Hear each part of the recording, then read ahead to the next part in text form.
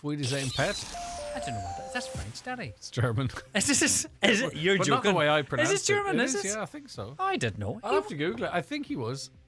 It was about No, English Daddy. fellas working in Germany or something. Not at all. Hmm? No. Fui design pet. No, I never heard of that. I'm I sure. thought that was French. It's probably Italian. You're only making it up. It's German, is it? But now I don't know. I thought it was German. I don't know. I thought he was in it. I don't know. Yeah, I don't know, but he's a good singer.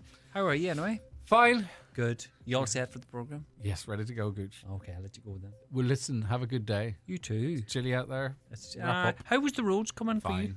Oh, dead on, right. Yeah, but I mean, obviously it depends where you're coming from, but, you know, it's a good, honest frost. So is do you know this talk of all the snow, is it going to come tonight then? Is that the story? Well, I'm not saying nothing, because you get shot if you get it wrong, but there'll be a dusting. Dustings here and there. Dustings, right, okay. All right, that's as Thanks. much as I'm committing to. All right. Yeah. Oh, you're not one for sitting on the fence. That's my job. Yeah, but with weather, right, okay. you know, like the weather here in the mountain top. It's going to be different. I understand. So, yes. you know. We'll leave it at that then. We'll just leave it at that. Thanks, Lee. Lee will be back with more weather predictions on his show tomorrow. But let's get a news update at 9 and say good morning, Michaela Clark. Thanks, Greg. Good morning. Public Expenditure Minister Michael McGrath has pledged to examine the fact that homeowners dealing with defective blocks are still receiving bills for local property tax. This is because although they were promised exemptions due to the delay in implementing a scheme, they are not yet registered and therefore are receiving bills from revenue. Deputy Thomas Pringle told the Dáil that's totally unfair. Homeowners have been told by the Revenue that they are not currently eligible for the exemption of local property tax because their applications have not yet been processed. Homeowners are assured that they would be exempt from LPT if their current home was affected by MICA, and it is through no fault of their own that the processing of applications has come to a standstill. The spirit of what has been decided, I think, is clear, and we have to find a way now of giving effect to that. So I will discuss the issue with Minister Donoghue. Meanwhile, there's calls for an urgent re-inspection to be carried out on a quarry at the centre of the defective block scandal in Donegal. Donegal Deputy Padraig McLaughlin has asked Fergal O'Quigley, an Assistant Secretary in the Department of Housing, for assurances that the work would be done after merged the quarry is no longer producing construction materials. That means it is not subject to regular inspections. Of around 180 quarries in the county, only the 17 which are producing materials were included in an audit published this week. Deputy McLaughlin told Mr O'Quigley that people in Donegal need assurances. Our experience in pyrite and the mica issue has led to huge transformation and improvement. Yeah. And the recommendations that there is further investment and training and resources needed in this space. Okay, but you will revert back around the particular quarry that left the vast majority of homes the way they are. We'll report back. Parents are again being urged to look out for the signs of a serious strep A infection. The HSE is still working to confirm whether the death of a young child in the North East and North Dublin healthcare region is linked to the bacterial infection. The ICGP's lead for infection control, Scott Walken, says mild cases of strep A are actually quite common, but serious cases can cause severe illness. There's no one thing that will point directly to strep A. And what parents and what people need to do really is to look out for evidence of severe illness. For example, a child who's very lethargic and drowsy and who just won't improve despite giving some Calpol or ibuprofen. That's a sign to look out for. Fevers can happen with mild illness, but a fever that's persisting and a fever that just won't settle down despite giving pain relief. Weather now, there will be a mix of sunny spells and showers today, some turning wintry, highest temperatures of just 2 to 5 degrees. That's all from Highland Radio News for now. We'll be back with news again at 10 o'clock. Until then, good morning. Join VHI Healthcare today for just €61.99 per adult per month on our First Care 500 day-to-day plan and unlock a wide range of services. Search VHI First Care to join today. Terms and conditions apply. VHI Healthcare DAC trading as VHI Healthcare is regulated by the Central Bank of Ireland. The county's #1 talk show, The 9 till Noon Show on Highland Radio. The Logues Band live at the Silver Tassie Christmas Party Nights, Saturday 10th and 17th of December, 9125619 to book. The Silver Tassie Hotel are sponsors of today's show. The 9 till noon show with the Silver Tassie Hotel, the perfect venue for a Christmas get-together, serving festive lunch, afternoon tea, dinner and drinks throughout December. Follow Silver Tassie Hotel on Facebook and Instagram. And now, it's time for the talk of the Northwest. The 9 to noon show with Greg Hughes on Highland Radio. Hello, good morning to you. It is just approaching 5 minutes past 9 on this Wednesday, the 7th of December. How are you keeping? We do hope you're very well. And we hope to have you involved in today's conversations. And indeed, you can comment on what we've got lined up for you, but also to raise your own issues, your own concerns, pass on your own news, good news, whatever you need.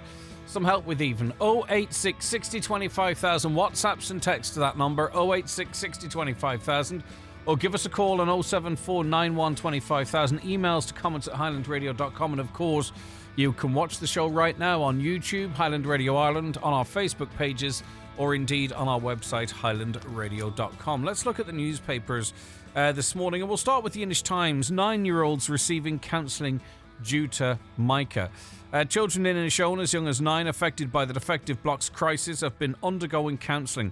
Around 700 people have availed of counselling and support for people living in homes with defective concrete blocks that has been offered in recent months as part of an initiative to provide mental health and practical support in the community. And that's really quite a stark figure, because of course counselling wouldn't be for everyone. Some people deal with things in different ways, but firstly 700 people have felt the need to avail of counselling, many of them, or some of them at least, children as young as 9. That is how serious this issue is. We don't need any reminding of that, but sometimes we do need reminding, perhaps if you're not directly affected, of the impact it has on people's well-being. The supports are being offered by the Inishowen Development Partnership under the Inishowen Family Action Network, which involves 26 agencies and organisations, including Tusla, the Housing Executive, and Lifeline Inishowen. The help includes creative therapies using art and music, coffee mornings and for homeowners, and counselling, which is open to adults and children from the age of 7. There have also been workshops for the childcare sector about working with children suffering from trauma. The Donegal Post tells us this morning that there is a public meeting to address the closure of GP surgery. We discussed this on the show yesterday. Residents of Duncanely are still without a GP, and there seems to be little light at the end of the tunnel. While the issue has been raised at County Council and Oireachtas level, the situation remains bleak for Duncanely healthcare patients. A public meeting has been called to highlight the serious issues being faced, particularly by elderly and medically vulnerable people in the locality. The meeting takes place on Friday, December 9th at 8:30 p.m. On to the Finn Valley Voice this morning.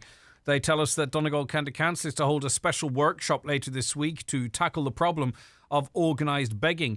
The issue was raised by Councillor Donald Coyle, former principal of Skull Bridge Convoy, who believes that begging teams are being exploited by highly organised gangs who keep most of the return. Superintendent Sean Grant of Letterkenny confirmed at a recent joint policing committee meeting that there is now an overarching investigation into the issue, and that's been ongoing for some time. Of course, the issues have been raised in Ballybofey, Letterkenny and elsewhere. Gardaí have confirmed they are actively investigating that situation because, obviously the people could be given money that they think is going to one place, but it's not. But also it might involve a level of exploitation of people as well, so it has to be thoroughly investigated.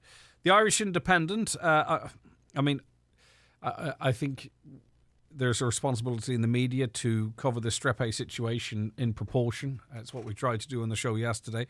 But every front page is, making a very significant big deal of it, which I'm not in any way trying to play it down, but we have less Strepe around now than we had even before the pandemic, and very, very few, if any, of late serious cases in young children. But of course, when it's all over the front pages and everywhere you turn, it's going to cause great anxiety for parents. And of course, and we have to be careful and keep alert and look out for signs. But also, at the end of the day, there's less Strepe around now than there was pre-COVID, but it's on every front page.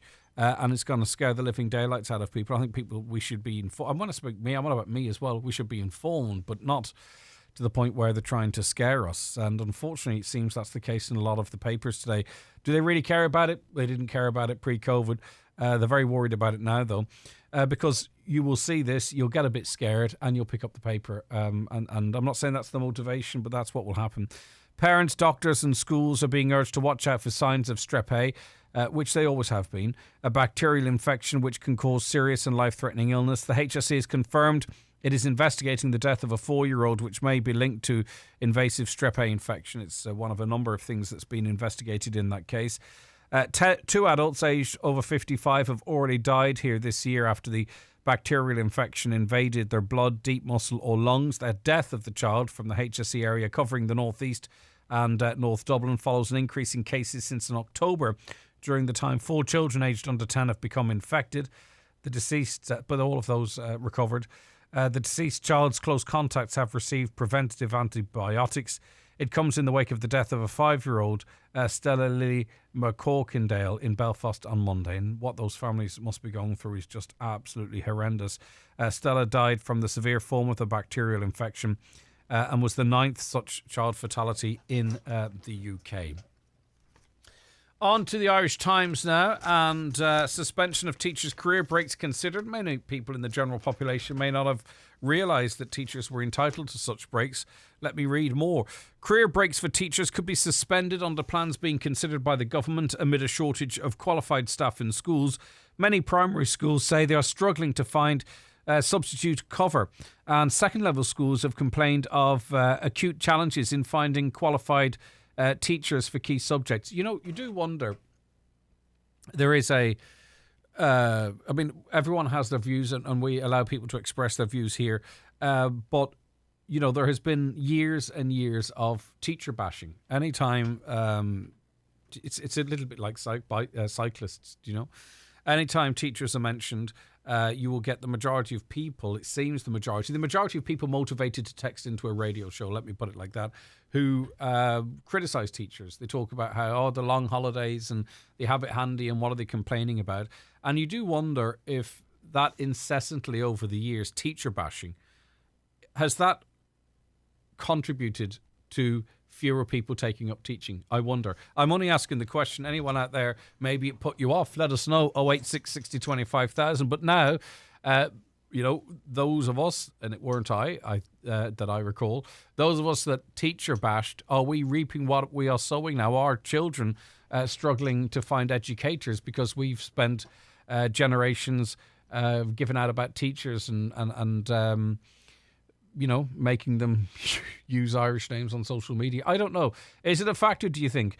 Are you involved in the industry? 086 60 25,000. I wonder, has all of our teacher bashing, and I mean, obviously that's not all of us, has that contributed to less teachers? They're going, I'm not getting involved in that because I have a bit of time off in the summer and I'm criticised for it. Everyone thinks I finished work at 3 or 4 when I'm marking till all hours of the night. Could that be a contributory factor? Well, it's understood that Minister for Education Norma Foley received approval for a number of actions aimed at tracking the problem following Cabinet discussions yesterday. The option of suspending or amending career breaks or non-statutory leave arrangements for new applicants is under consideration. Of course it's going to be for new applicants because the Dáil would be emptied out, wouldn't it, if all the teachers on career breaks had to go back to work.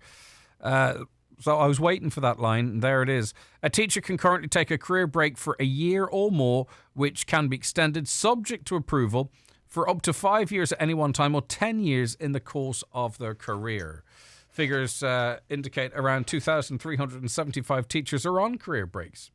Teaching unions say many of those on leave have been recruited overseas, in particular to the Middle East and the UK. So suspending those career breaks, would it actually, in effect, tidy up the list, or would it make no difference whatsoever? Corrective action over paperwork was taken against 3 quarries in Donegal, according to a new report published by the Housing Minister. This is in the Irish Daily Mail. Darragh O'Brien said the report followed an audit he requested in the wake of the microblock scandal, evaluating the compliance with regulation of block manufacturers in that county, along with quarries that produce aggregate for concrete. He said he was committed to implementing building control reforms, adding, "We know what has happened in the past, the impact of which a great number of people are still feeling, and government will not be complacent on the issue." There's a potentially an important meeting taking place today between Darragh O'Brien, I believe, County Council representatives and members of the Micah Action Group with a view to addressing campaigners' concerns. This ahead of a sit-in at a public building in Carndonna tomorrow, so hopefully there's a resolution there. There was interesting comments made in the Seanad yesterday by Senator Niall Blaney. You might be interested to hear them. This is what he had to say about the campaign around the defective concrete scandal. This is a minute and 50. I'll play it all, actually, because I think this is really going to be quite a significant piece of audio when history's all written about this. Yesterday, the Chief Executive of Donegal County Council had to write to some of the protesters that attended the chambers in Lifford last week in relation to the Micah scheme, and moreover the intimidation of his staff by certain individuals online and at the protest that day. And what's going on is completely undesirable. And it's not on. There has to call a stop to it. It's beyond the pale what's going on. I've taken a lot of abuse over the last 18 months, and I'm big enough to take it. I don't mind it. But officials are beyond the pale. This scheme that's coming, the Micah scheme, is a good scheme. The people in Donegal want it. We are sick of people and the opposition trying to create blocks. And I'll call it here today. This isn't happening in Mayo because Deputy Rose Conway-Walsh wouldn't have it. But we've designers in the Sinn Féin party in Donegal who are behind this and trying to muck up this scheme. It reminds me of Deputy Cullinan's message after he got elected at one of the last elections, where Chucky Arla and after the establishment. They're trying to after the establishment in Donegal, and this is how they're trying to do it, by blocking this scheme. It's not on, it's not good enough. We're having no more of it. I, for one, am not standing for it. We as politicians can take it. Officials are there. Without them, we cannot have this scheme. We lost one good official in Donegal in our housing department, who was a number of years from retirement. Couldn't take abuse online anymore. Uncalled for. We can't have a scheme in Donegal without officials, without Donegal County Council making this scheme work. So I have one last call to Sinn Féin. Pull in their dog in Donegal. Have a bit of law and order in Donegal. We're not taking it anymore. And if there's one more official call out in Donegal, I'm asking for a full-scale Garda inquiry to what's going on. All right, so not speaking off the cuff there, those were considered remarks from Senator Niall Blaney. Pull in the dog is what he's calling on Sinn Féin to do for law and order to be restored in the county. The enhanced scheme is a good scheme. Donegal wants this scheme. And accusing Sinn Féin of pulling the strings to muck up the scheme. So what he's saying is effectively there, I don't think it's a big leap to suggest that he is suggesting that key figures, presumably in the campaign for justice on this issue, are Sinn Féin puppets, is effectively what he's saying. I know they've rejected that. What do you think? I think most people will not agree, but I'm not going to predetermine that. I would prefer to have this conversation with Senator Niall Blaney on the telephone line in the interests of fairness, but he has said to us that he said what he said and he's going to leave it at that. But he's been invited on, and as I say, I would have preferred if this conversation was had in that context. But as I say, he says obviously any abuse of officials is unacceptable. I'm not sure how much of that is going on, but when I think of some comments that have been made, maybe they go a little bit further than perhaps they should. But his key points there, he says that this is not happening in Mayo because the local Sinn Féin TD, Rose Conway-Walsh, wouldn't allow it down there. But he's suggesting that elected reps here in Sinn Féin are allowing this. Not only are they allowing it, but they are orchestrating it. And he's invited them to restore law and order and pull in their dog. As I say, not speaking off the cuff, these were considered words and chosen words by Senator Niall Blaney. And just to reiterate, we have invited the Senator on to tease out those remarks, but he has said he's made his statement on the public record and he's going to leave it at that. But as I say, it's quite an interesting intervention, let me put it like that, from the Senator. 086 60 25,000. Let's continue with the papers here. The Irish Daily Star, and this is a story that all of us really need to, all of us with young people in our lives need to take heed of. It's buried in the papers, but it really is quite significant. Gardaí have revealed 40 Irish children have been identified as victims of online child sexual exploitation this year. Superintendent Ian Lackey of the Garda National Protective Service Bureau said they were mostly female and were aged under 16, but noted that some were very young. The victims were identified by the International Child Sexual Exploitation Image and Video Database, which then notified Gardaí. It holds more than 4.3 million images and videos and has helped identify 30,000 victims and more than 13,000 offenders worldwide. On average, 7 victims are uncovered every single day. The images are understood to be dominantly self-generated and shared from peer to peer. And this is the really quite significant part to this story. Sorry, that implies it's above everything else. I don't mean it quite like that. A lot of young people, primarily girls, are taking pictures of themselves, and they are actively, or perhaps believe they are, sending them to other people of a similar age. But what's happening is these images are then ending up in the hands of paedophiles, effectively, and people interested in exploiting these young people.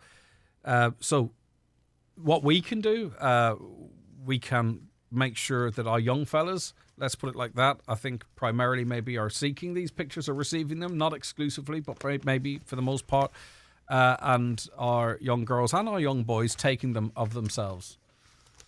And they're then ending up in the wrong hands, in inverted commas. They shouldn't be sent. There's an offence there too, dependent on the age, even if it's peer-to-peer. But a lot of them are self-generated, so we really need to have a conversation. It's an awkward one. It's a difficult one, but I don't think anyone would want that to happen. Right. Quick look at the last two papers here. The Sun. Councils will soon be able to build much-needed social housing without asking for local views. It's a new measure being brought in to try and speed up construction of houses.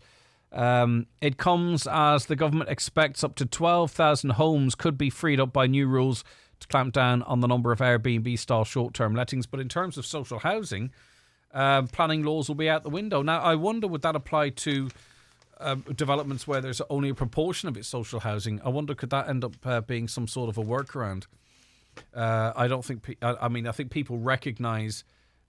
People recognise that we need more houses, but he's throwing out the right for people to object. I wonder, is that the way to do it?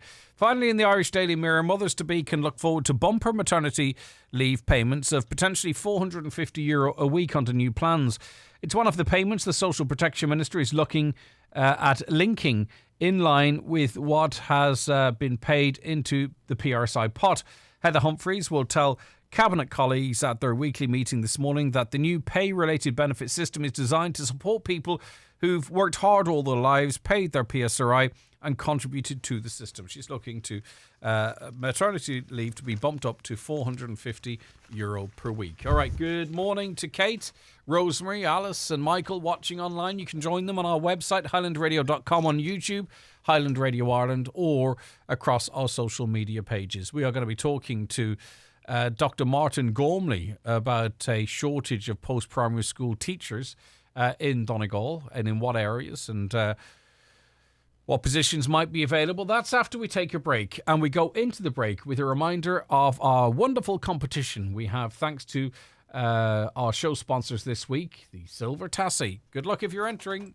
On this week's show, with thanks to our sponsors, the Silver Tassie Hotel and Seascape Spa, we're giving you the chance to win the Winter Essence Package. Enjoy pre-treatment relaxation in the cocoon room, a relaxing hot towel foot and back cleanse, an express hot stone back massage, a mini escape facial and face and scalp massage, and an indulging warm oil reflex foot massage. All followed up with refreshments and time to unwind post-treatment in the Seascape Spa snooze room. To be in with a chance of winning this fantastic prize on Friday, simply answer this question. According to Frank Sinatra, what is the weather outside? Is it A, frightful, or B, delightful? Text or WhatsApp your answer, name and address to 086 60 25000. Brian McCormick Sports and Leisure, Main Street, Letterkenny. New for Christmas. Check out the O'Neill's Donegal Peak range for all the family. Lightweight padded jackets matched up with quarter zips and tees. Donegal training jersey for kids and adults from only €35. Save €10. New range of Donegal hats and accessories for that ideal Christmas gift. Give the gift of sport this Christmas. In store and online at bmcsports.ie.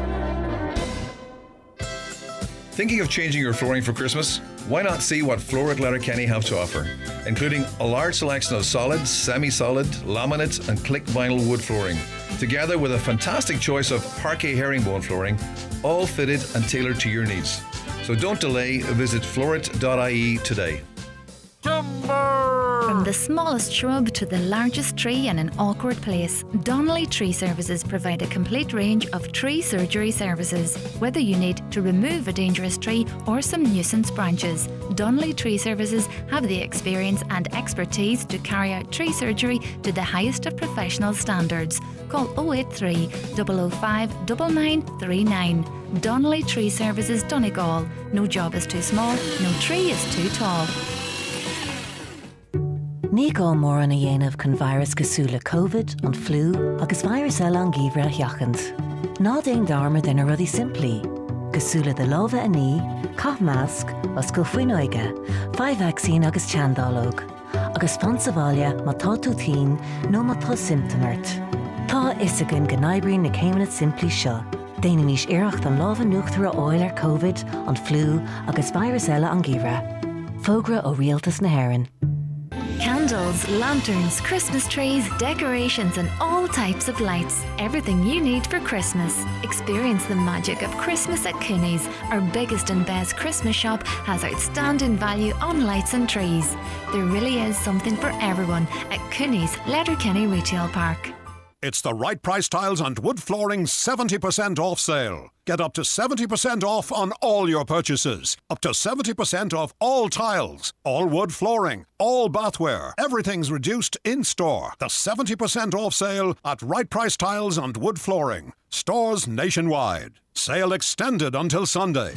For all your home heating needs, oil, gas and solid fuels. National Fuels, Pierce Road, Letterkenny. 9137 400. National Fuels, bringing you the time at... The time is 9:26. We're joined in studio now by Dr. Martin Gormley, Donegal ETB Director of Schools. Good morning to you, Martin. Thanks for joining us. Good morning, Greg. How are you? It's good to have you in, and I'm good. I hope you are too. Right, okay. Donegal ETB actively urging post-primary teachers, particularly in English, Irish, maths, physical education, home economics, French, engineering and wood technology, to come forward. What positions are available for them, and why is there such a shortage at the moment, do you think? Well, there's a shortage in terms of teachers nationally at the minute, Greg. I suppose we were fortunate. We started to recruit early in the year and we got a lot of our permanent full-time posts all filled, and we're delighted for that. But now there's an issue around casual part-time stuff. We're entering a flu season at the minute. We have a little bit of COVID out there. We have a number of maternity leaves, and it's just difficult to recruit teachers, for various subjects around those areas. So is this effectively the vacancies are on a panel that would cover casual sick maternity cover? In other words, all full-time positions are currently occupied. Yeah, we were fortunate that we did get all our positions filled. Now this is, say we were fortunate from that point of view, because say in Dublin or around the commuter belts, like there's awful problems there recruiting teachers. There's a lot of classes there, that don't have teachers, and we hear a lot of say talk there around the effects of that within the education system. What's attractive about taking up one of these positions on? Can I call it the panel? Is that an accurate? Yeah, that would be. Okay. Yeah. So I mean, obviously, you'd have to be kind of flexible. Presumably, is it for? Would you be? Move around schools, maybe move around a little bit. So what makes this an attractive proposition for anyone who might be listening? Well, in terms of what makes it attractive, it would be attractive from the point of view that it would be part-time hours, it would be on a casual basis.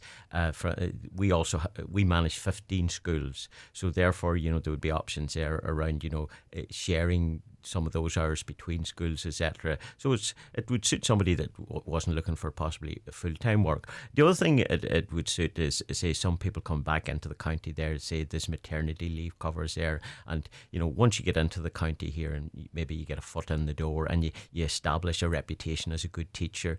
Good teachers, we're always looking for them, and it tends to lead to other things down the line. Yeah, so this might give you an advantage when vacancies become available. I mean, certainly, yeah. We're always looking for people with experience. I suppose one thing nationally that has happened, since 2011, there was sort of 2 different pay rates introduced for teachers, and therefore it made it less attractive as a profession. And then in 2015, what we seen then was we used to have a 1-year HDIP, which qualified somebody to teach, and that was increased to 2 years. And we also saw a fee there. It's roughly about 12,500 to do that. So that has made it less attractive also. And other things that we need to look at is maybe the career structures for teachers. I think, nationally there is an issue there, and it's a challenge that we have to face up to. And the quicker I think our government and the whole lot of us face up to that challenge, the better. Yeah, because it takes a while for it to come through the system, but every action has a reaction, and decisions that were made a number of years ago, the chickens are coming home to roost now. Yeah, I think you put it very well there, Greg. That certainly is the case. And, we see a lot of talk there over the past few days about cancelling career breaks for teachers. What we would have always had the policy in Donegal ETB when a teacher applies for a career break, we would look at it with the management within the schools, and we would make a decision on it based on that.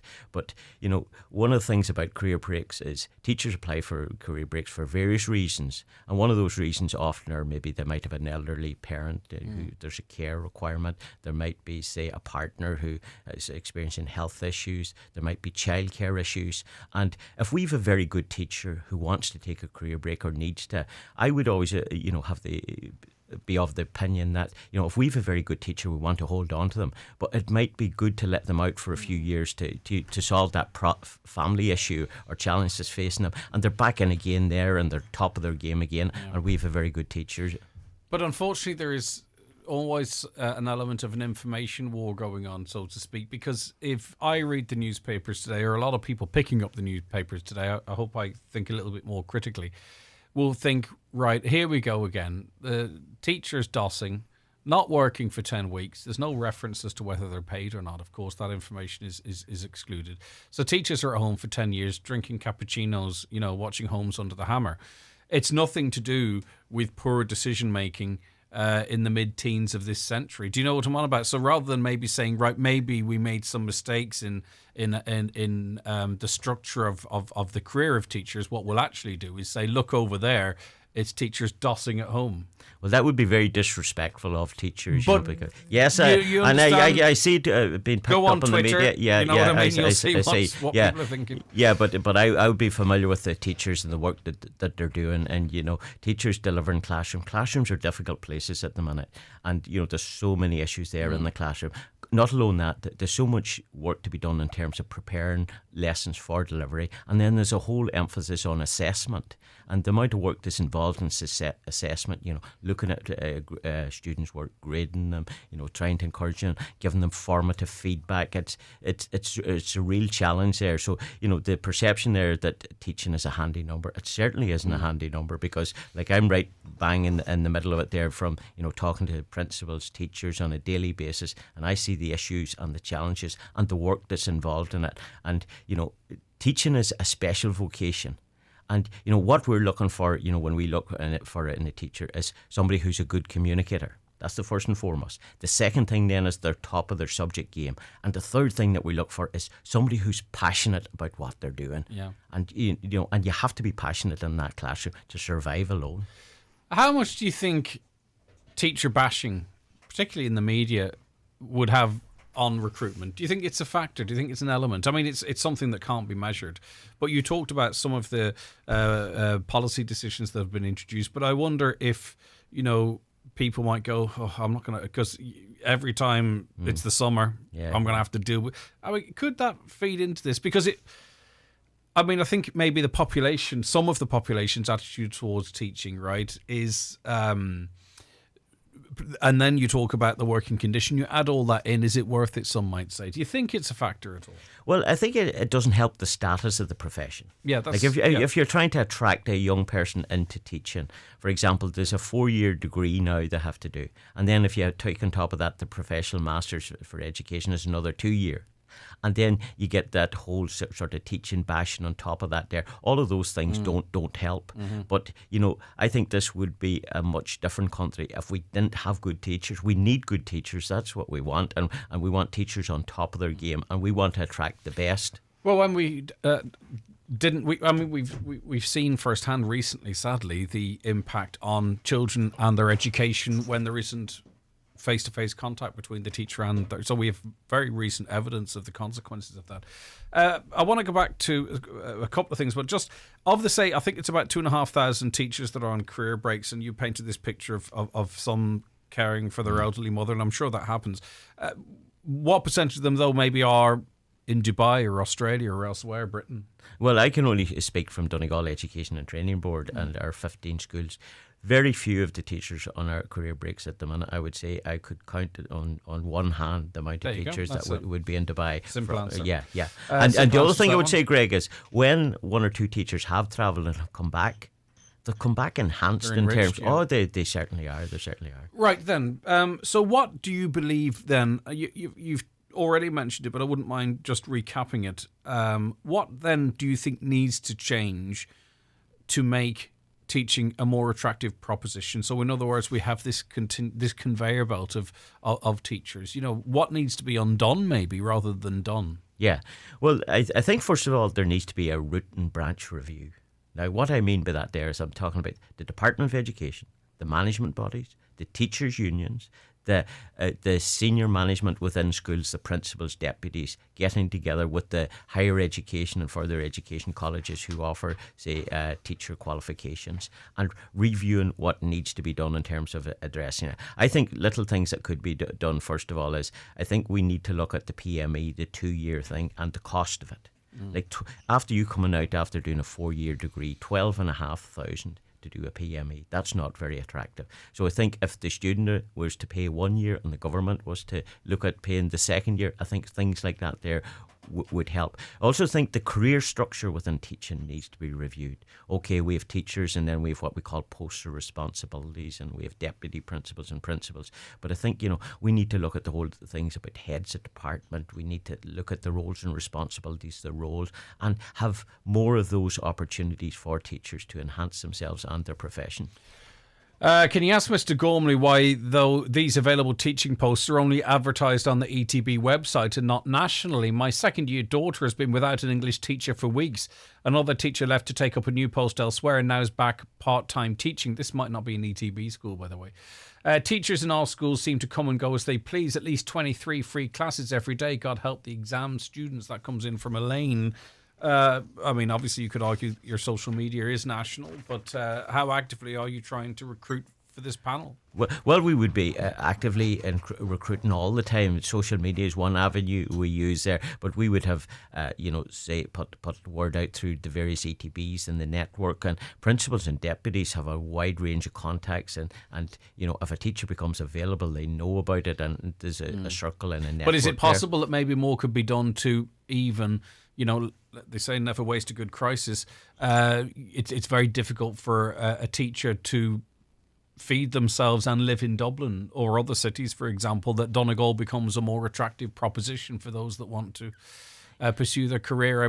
Is that something that maybe you could actively use to our advantage here? Yes, that would be, and we've done that in the past. The only thing is there's not a transfer scheme available, so often somebody has to start to come back in again, in terms of applying for a post and taking the post. If there was a more of a natural transfer scheme, I think that would help immensely. But then I would say what would happen then is that it would increase the problem in Dublin because people would be transferring out of it to the more rural settings that way. Yeah, but don't worry about us too much. That's true, Greg. Yeah, no, but I would say I understand. if you're the Minister for Education, you would have some views on that. I do understand exactly where you're coming from. I'm a wee bit tongue in cheek there. Is it easy to put a number on, given the amount of teachers that you have, all positions are full now, but you've also talked about this panel needing, additional posts. Like, on any given day, how many free classes are there across the ETB schools network? Is it possible to determine, or even a ballpark figure? Well, our senior management would be quite creative about how to get classes covered and how to, ensure that there's teaching available for our students, and they have various ways of doing that. And we've worked closely with the teachers' unions around that. So we would try to minimise it as much as possible. Sometimes something can reach in a very acute stage, where there's it's very difficult to get solutions, but senior management have been very creative about it, and the fact that we have 15 schools, we have that network, that has helped us immensely, because we're not operating as one school alone. We have all the different contacts right throughout the ETB, which has helped. Yeah, Greg, a lot of our teachers, especially newly qualified, have left the country, so that's why there's a shortage of subs. It's sad to hear of the number of our young people who have left this county and country in the last month. I personally know of 20 who have left for Australia this month. I don't know 20 people. That person knows 20 teachers, which is quite remarkable, unless they're a teacher themselves. Perhaps they could be... I'm not questioning them, but that figure seems astronomical to me. But some of them could be... How big of a problem then is people leaving? I think it's bigger in the primary end of things. I would have heard a lot of teachers going to Dubai from various families, etc. But at the post-primary, it doesn't seem to be as acute. Yeah, I think if I was the father of a teacher, I'd be actively encouraging them to do a year in Dubai or somewhere. I think it's good for their growth. I think you've put a hard slog in college. I don't know. But anyway, each to their own. Right, okay, so people can email their CVs to recruitment@donegaletb.ie. There's current teacher vacancies to cover the likes of casual leave, sick leave, maternity leave, etc. And you know what? This can give you a competitive advantage when full-time positions become available. It's across a number of classes: English, Irish, mathematics, physical education, home economics, French, engineering, and wood technology in various locations around the county. How many hours a week could a sub realistically expect to work, I wonder, if they wanted to work all the hours God sends? Yeah, well, in a lot of schools you could work up to 22 hours in a lot of schools. If somebody's out on maternity leave, generally that's what they would be covering for. So if they're covering for a teacher like that there, yes. But, from talking to principals and deputy principals, if there's subs available, they can get a lot of work within schools at the moment. Right. Now, you might not have that sort of certainty and permanency that you're hoping for, but you'll have... You'll have hours, yes. All right, anything you want to add, Martin, before we finish? No, we'd just say that, in relation to Donegal ETB, what we're looking for is good teachers who are passionate about their subjects, are competent and are good communicators, and it's a good organisation to work for. And certainly if you send in your CV, and that, we'll certainly reach out to you there, and we'll see what we can do in terms of facilitating you within a school. Maybe you should start facilitating teacher bashers. Give them a couple of hours in front of 30 students, maybe. What do you think about that? Be an interesting TV documentary, though. Yeah. It's not an easy place to be. It's the classroom, Greg, Right, thank you so much for your time this morning. Dr. Martin Gormley, Donegal ETB Director of Schools. Have a great day. Thanks, Greg. Thank you very much indeed. Back with more very shortly. The 9 till noon show with the Seascape Spa at the Silver Tassie Hotel, offering gift vouchers, indulgent treatments and Christmas gift sets to suit all pockets. 9126251 or email spa@silvertassiehotel.ie. Spoil someone with a beautiful perfume this Christmas from McGee's Chemist Letterkenny. Choose by designer, budget or celebrity. Top names like Clarins, Flowerbomb, Gucci, Dolce & Gabbana, Calvin Klein and Burberry. Also Yves Saint Laurent, Jean-Paul Gaultier, Elizabeth Arden and so many more. All at McGee's Chemist, Main Street, Letterkenny, and online at mcgees.ie. McGee's, with the best, cost less. Dashers, dancers and prancers, get ready to do the Aware Christmas 5K your way. This year Aware is inviting you to help fund our vital services, supporting people with depression and bipolar disorder. From December 9th to 11th, show your support by running or walking your way in the Aware Christmas 5K. You can join in anywhere in the country, from Dingle to Donegal. Please sign up at aware.ie and help make a real difference this Christmas. proudly supported by Cadbury. Did you see Fran's letter to Santa? No. Dear Santa, I want a dolphin. Real one, please. And a donut as big as a car. Dunnes Stores can make Christmas for almost everyone. Whether you dream of amazing food, a beautiful tree, or the presents underneath it, we've got you covered. Except for dolphins and car-sized donuts. We'll leave that to Santa. Make Christmas for everyone at Dunnes Stores. Keep out the cold this winter and ring Fleming for their full range of garage doors, agri doors, insulated doors, milking parlour doors. Fleming, 91 48 234. Join VHI Healthcare today for just €61.99 per adult per month on our First Care 500 day-to-day plan and unlock a wide range of services. Search VHI First Care to join today. Terms and conditions apply. VHI Healthcare DAC trading as VHI Healthcare is regulated by the Central Bank of Ireland. Donegal Denture Clinic, Letterkenny. Denture problems? We can help. At Donegal Denture Clinic, we customise, personalise and tailor your dentures to suit you. Call us for a free consultation on 91 25 25 3. Find us at Ballyrain, Letterkenny beside Rossin College. Medical cards welcome. For all your denture needs, call Donegal Denture Clinic on 91 25 25 3. Online at donegaldentureclinic.ie. All right, Professor Paul Dunlop is of the School of Geography and Science at Ulster University and has also been a very prominent voice in the defective concrete crisis that's ravaging much of Donegal and 13 other counties to some extent and to a great extent perhaps into the future. We're going to talk about some conversations that were being had yesterday. But first, I just want to get a reaction to you from Senator Niall Blaney. He effectively says that this enhanced scheme is good. The people of Donegal want it. He believes Sinn Féin are pulling the strings in the campaign, opposing it. Well, not opposing it, looking for it to be maybe refined or at least implemented or started for that matter. And he's referred to some as a Sinn Féin dog. I'm not sure if that's a collective or a group turn of phrase. I mean, from your perspective, you're involved in this on many levels and one of the key organisers of a very significant conference in Letterkenny recently, an international conference. Are Sinn Féin pulling the strings of this campaign in your view? Well, they're certainly not pulling my strings anyway. I can tell you from straight up that conference that we organise and everything that I've been involved in, we've been very non-partisan and we've reached across the political spectrum and invited everyone to the table. Like, we're very aware that ultimately this crisis needs a political solution and one party can't deliver that. So I think that's fundamentally wrong, that position. I mean, everyone, for example, I wrote specifically to every single TD, every single senator in Ireland before that conference and sent them a personal invite by party. And Niall Blaney would have got an invite to that as well too from me. We are definitely not being pulled by anybody, regardless of whether it's Sinn Féin, Fine Gael, Fianna Fáil, the Green Party or anybody else. And I know that other organisations that have been advocating for homeowners are the same, have always been non-partisan, Mike Action Group. No, I'm personally happy to talk to anybody who can help here, no matter what political party you're in. I mean, I saw like a news report last night of some of the things it was saying, and I know a lot of it was centred on the protest at Lifford last week. I mean, I wasn't at that, but I looked at some of the testimonies. The 4 or 5 homeowners were allowed to speak.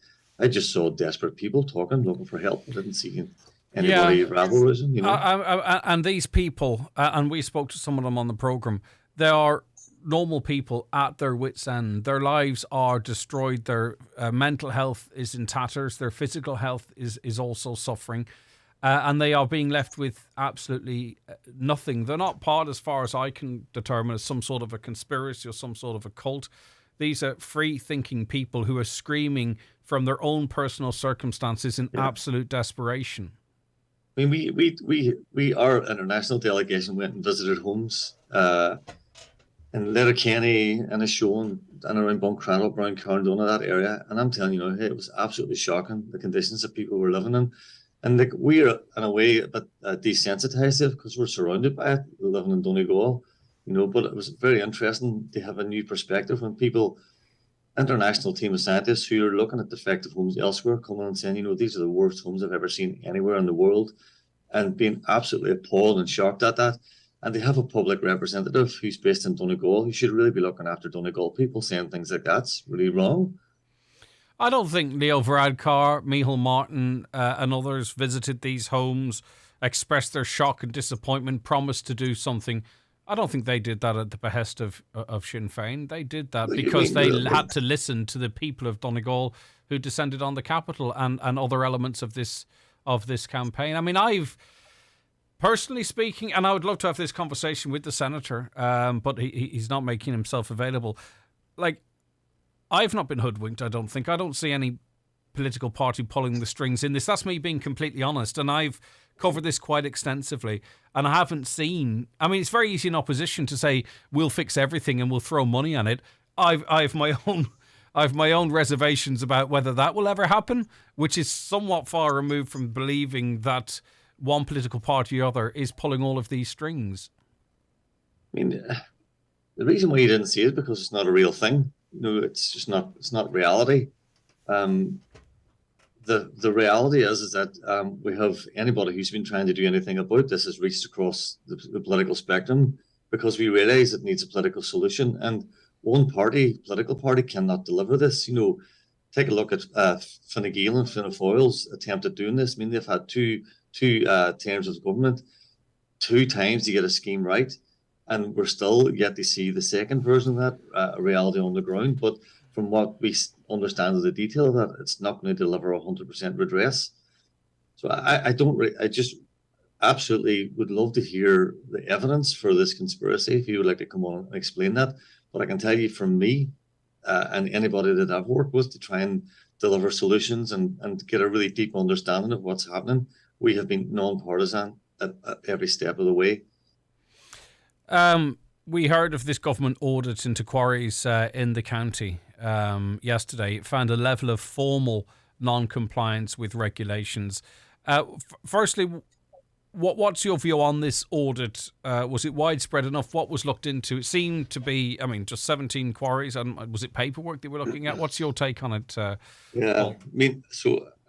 I was lecturing yesterday until 5 o'clock, so I had to look through the listen back last night. So I've had a bit of time to look through it. I haven't had a chance to read the report in detail, but from between the two things that I have looked at, it's not an entire audit of all the 186, 87, 88 quarries that we have in Donegal. It's been drilled down to 17, and the reason why it's been 17 is that those are the 17 quarries that are currently allowed and certified to make concrete products. So that's all that they've done.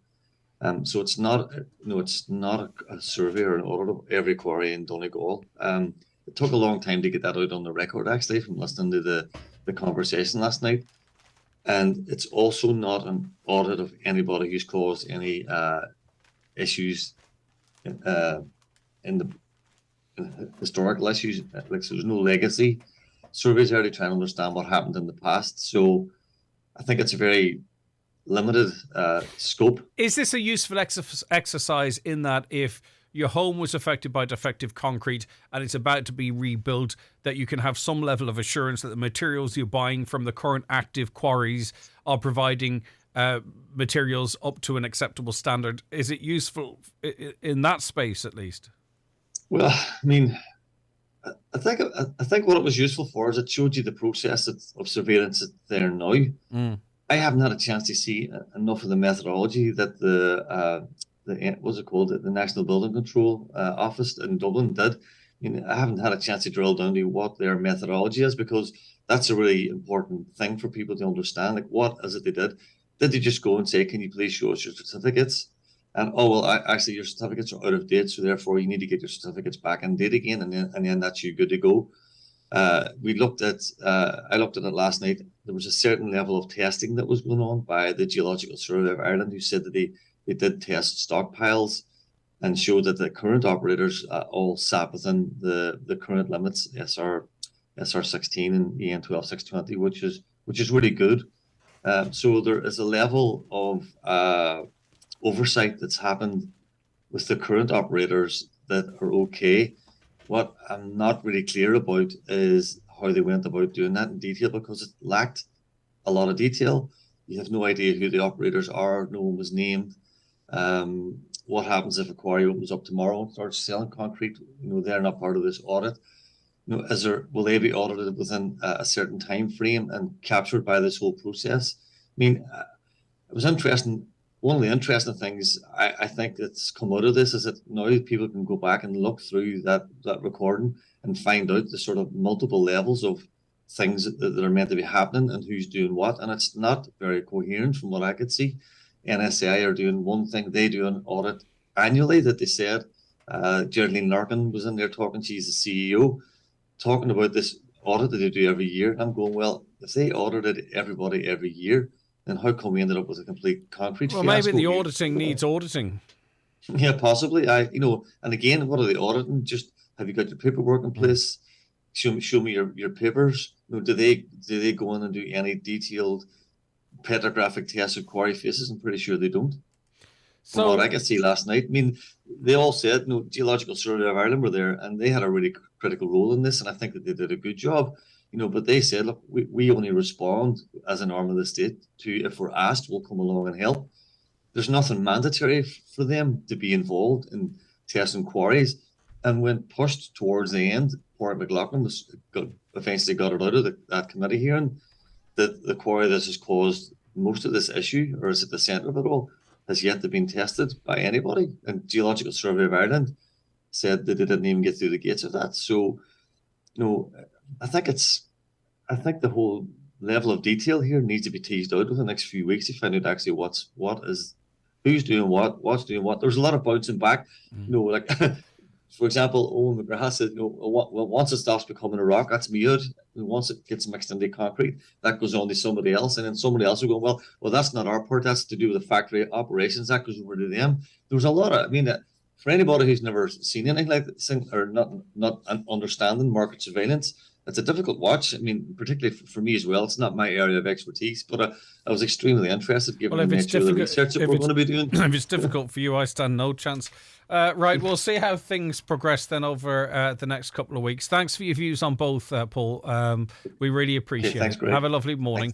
That is Professor Paul Dunlop there, from the School of Geography and Science at Ulster University. What say you? 086 60 25,000. WhatsApps and text to that number. Give us a call on 074 91 25,000. Back with the weather ahead of the news at 10. The 9 till Noon Show with the Silver Tassie Hotel, the perfect venue for a Christmas get-together, serving festive lunch, afternoon tea, dinner and drinks throughout December. Follow Silver Tassie Hotel on Facebook and Instagram.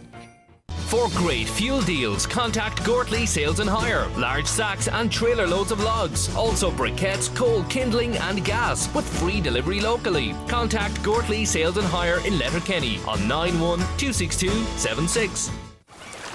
Wetsuit on and underwater by air.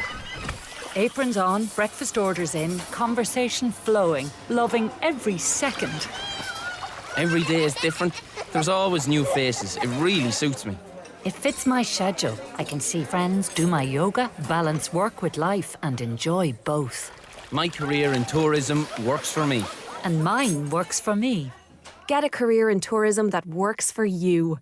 Visit tourismcareers.ie. With the ongoing war in Ukraine affecting the cost of energy, many of us are facing a challenging winter.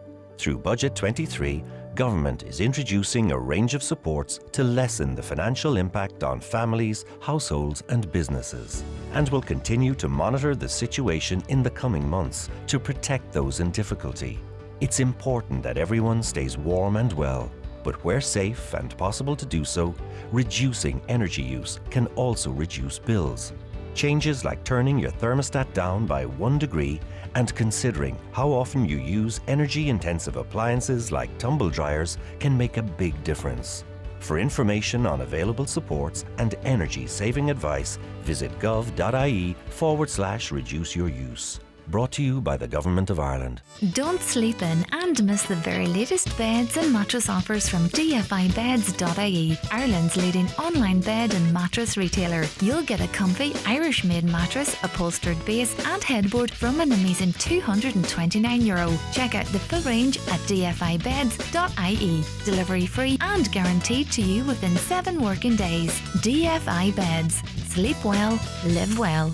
At iMotors, we have immediate delivery available on the Kia Picanto. 7 years warranty, 3 years Kia Assist, and a €500 Super Value gift card. Is your trade-in worth €5,000? Then you can have this new car for €50 per week. Call us or visit imotors.ie for full terms and conditions. Whatever the weather, Christmas shopping in Letterkenny will brighten your December. The Highland Weather Forecast, brought to you by Shop LK. See shoplk.ie or like us on Facebook. Okay, just to let you know that there'll be a mix of sunny spells and showers, some turning wintry, highest temperatures of just 2 to 5 degrees today in moderate northerly breezes. And just a reminder for you that our 12 days deals of Christmas is available for you on our Highland Radio website.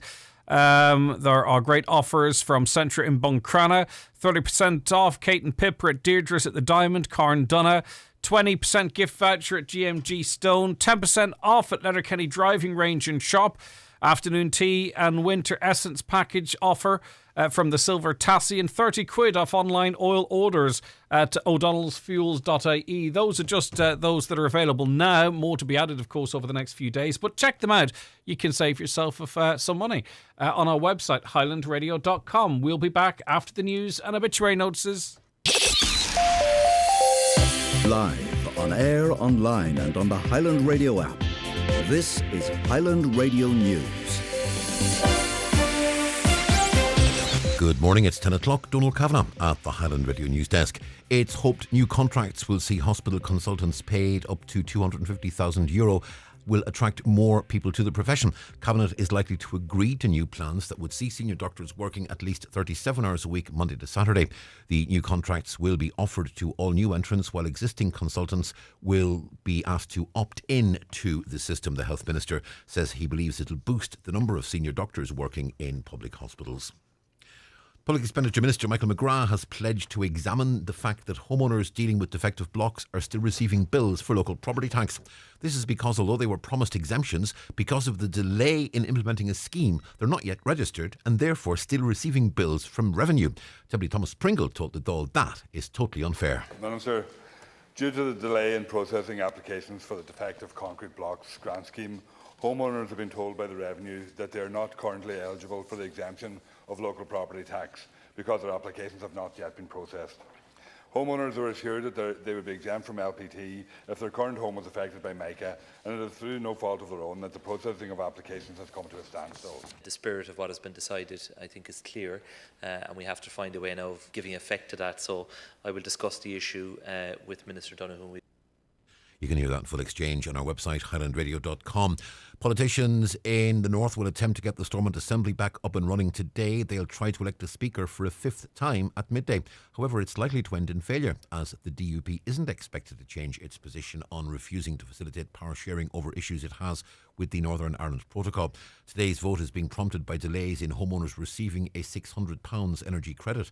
Journalist Amanda Ferguson says the cost of living crisis could be addressed if Stormont were operating properly. We haven't had fully functioning government in the north since February.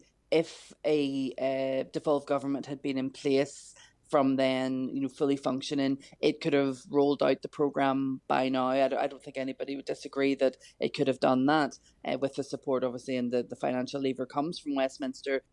It's emerged there are a total of 40 families in Inishowen still in need of residential placements. Councillor Albert Doherty spoke at the Regional Health Forum West recently of a family living in Clonmany whose daughter is currently receiving residential support in County Carlow. A recent meeting was told no consideration would be given to the family to relocate her, as she is being cared for. Councillor Doherty says closer to home care needs to be prioritised for all families. To hear on occasions that there are no residential placement services in the Inishowen Peninsula, that is an awful slight on a peninsula the size of County Louth, the population of County Leitrim, and families not having residential care based in the peninsula for their loved ones. The Health Minister says government is monitoring the situation with Strep A closely. The HSC is still working to confirm whether the death of a young child in the North East and North Dublin healthcare region is linked to the bacterial infection. Common signs of a serious case of Strep A include fatigue or a fever that persists, despite treating the child with Calpol or paracetamol. Minister Stephen Donnelly says his thoughts are with the family of the young girl. If they are worried and if the symptoms aren't resolving through normal treatment, things like paracetamol, that they should contact their GP. It's something we're monitoring closely. Obviously, our thoughts are with the family of the child who recently passed away, and there's ongoing testing being done on that case. The government is being urged to promote a national campaign to welcome refugees and inform them of their rights. The call came in the Shannon last evening from Senator Eileen Flynn, who says there have been some ugly scenes on the streets which need to be countered. She also expressed concern that what she termed a divide and conquer strategy is being pursued, and that, she says, effectively distracts people from the government's failings. Divide and conquer, where we have communities against each other, it actually does work for the government, because everyone is talking about them and us instead of talking about what's been happening at a higher level. So I'm wondering, is it any way possible that we could get a campaign going that says refugees welcome, and some kind of positive messaging we can do to welcome refugees, because after all, these people are fleeing war.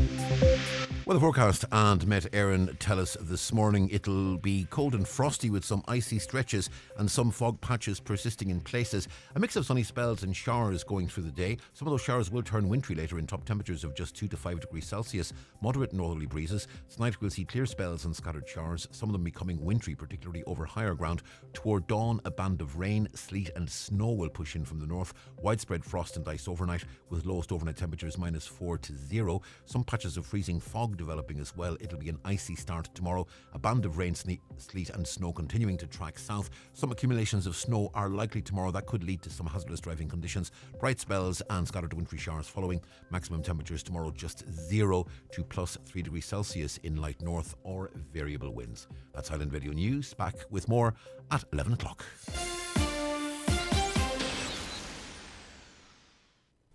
The obituary notice is for this Wednesday morning, December the 7th.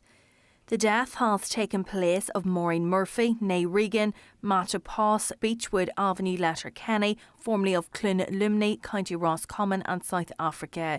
Maureen's remains will repose at her late residence from 2 until 9 o'clock today. Funeral from there tomorrow, going to St Eunan's Cathedral for 12 noon Requiem Mass, which can be viewed on churchservices.tv, followed by interment in Cornwall Cemetery. Family time please on the morning of the funeral. Family flowers only please, donations if wished to Mary's Meals, care of Pascal Blake, funeral director. The death has taken place of Sarah Friel, née Robinson, Mina Clady Gidor, originally from Pound Street, Dunfanaghy. Her remains will repose at Rorty's Funeral Home, Derrybeg, from 4 until Rosary at 8 o'clock this evening. Funeral Mass in St Colmkille's Church, Knockfolla, tomorrow morning at 11 o'clock, with interment afterwards in the adjoining cemetery. The funeral mass can be viewed live on Kieran Rorty, Funeral Director's Facebook page. Family flowers only please, donations in lieu to the Lake House Nursing Home, Dunfanaghy, care of any family member or Kieran Rorty, Funeral Director. And the death has taken place of Ethna Macaulay, Drung, Quigley's Point, reposing at her home. Ethna's funeral mass will take place tomorrow at 12 noon in St Columba's Church, Drung, followed by burial in the adjoining graveyard. Family time please from 11 o'clock tonight and on the morning of the funeral. Family flowers only please, donations if desired to the Carndonagh Community Hospital, care of any family member. Funeral mass can be viewed live on stcolumbusdrung.net. For more details, including any family health guidelines for wakes and funerals, please go to highlandradio.com.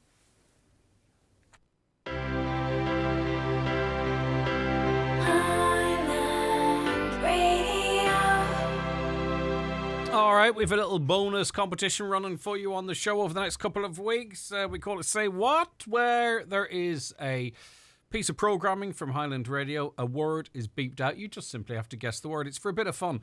And on Friday, one of you is going to win a 100 Shop LK voucher from Letterkenny Chamber of Commerce. So shop local this Christmas with a Shop LK voucher.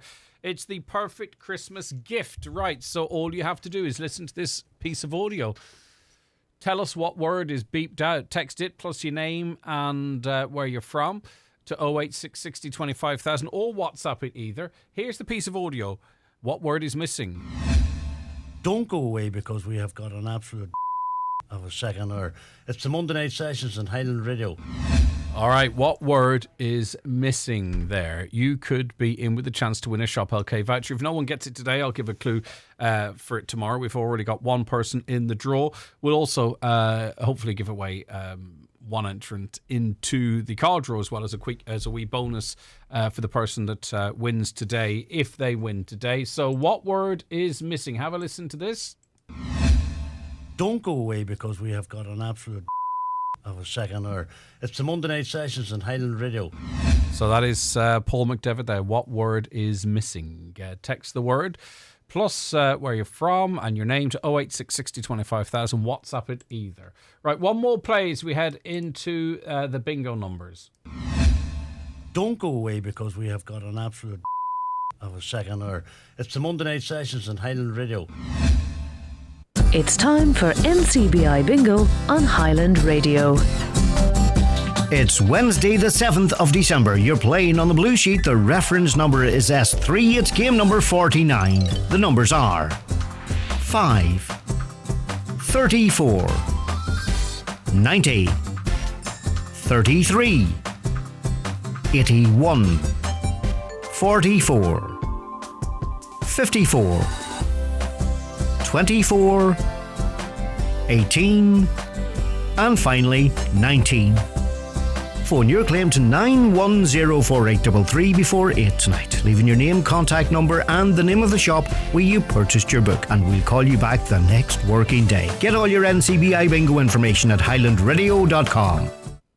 On this week's show, with thanks to our sponsors, the Silver Tassie Hotel and Seascape Spa, we're giving you the chance to win the Winter Essence Package. Enjoy pre-treatment relaxation in the cocoon room, a relaxing hot towel foot and back cleanse, an express hot stone back massage, a mini escape facial and face and scalp massage, and an indulging warm oil reflex foot massage. All followed up with refreshments and time to unwind post-treatment in the Seascape Spa snooze room.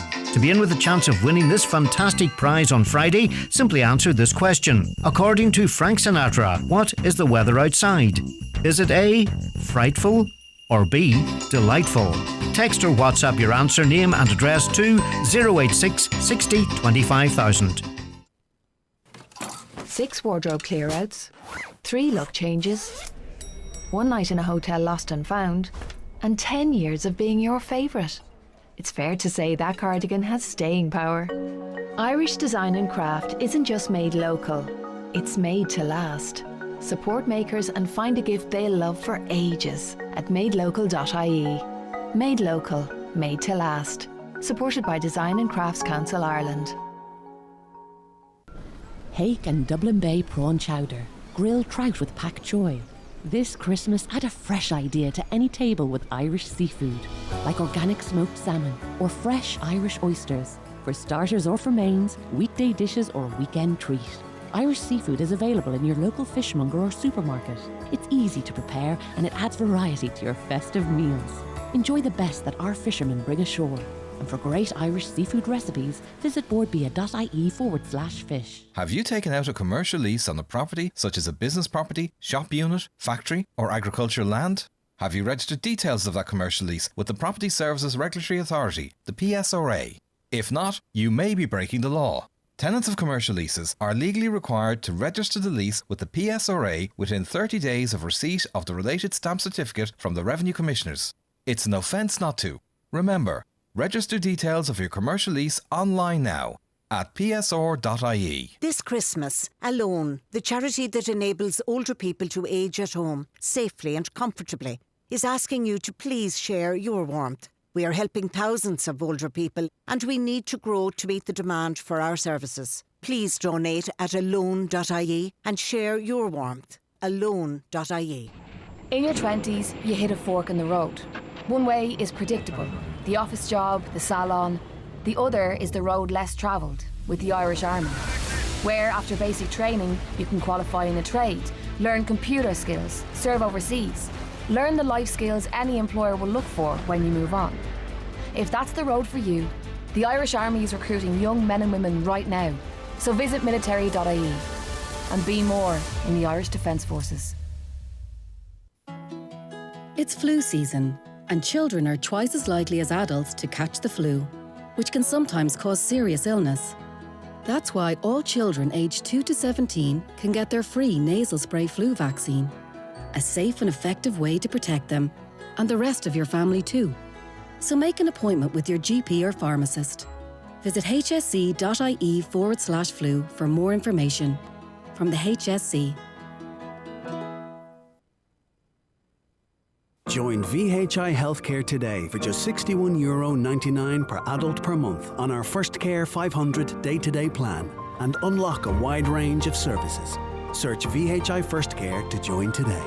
Terms and conditions apply. VHI Healthcare DAC trading as VHI Healthcare is regulated by the Central Bank of Ireland. And you're very welcome back to the 9 till noon show. We're talking now. We flagged this yesterday during the Garda information item.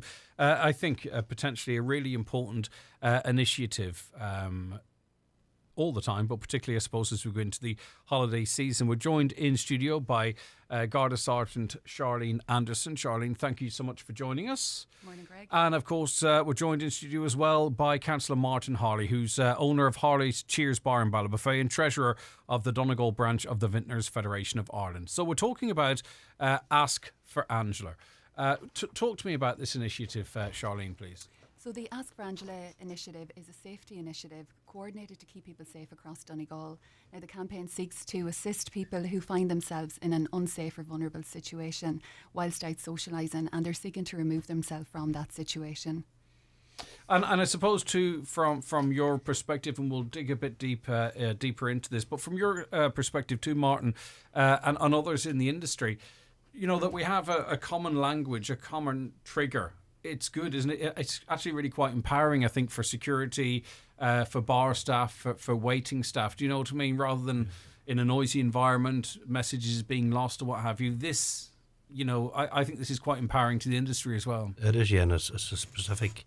If people come to the bar and say they want to ask, they're looking for Angela, at least that the staff are aware of what is happening and the situation that they may possibly be in.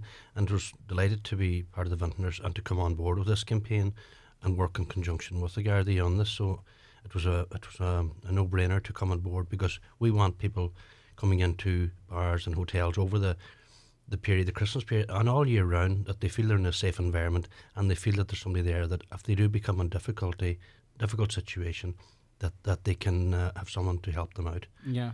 And you know, I think if you were to just take one quick glance at this, Charlene, people might think, is there any real need for this?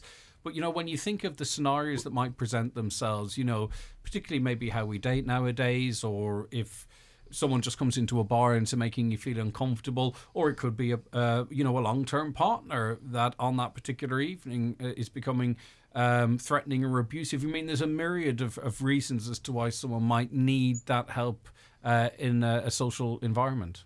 Absolutely, and I suppose we've seen a huge increase with online dating and I suppose issues associated around that since the pandemic.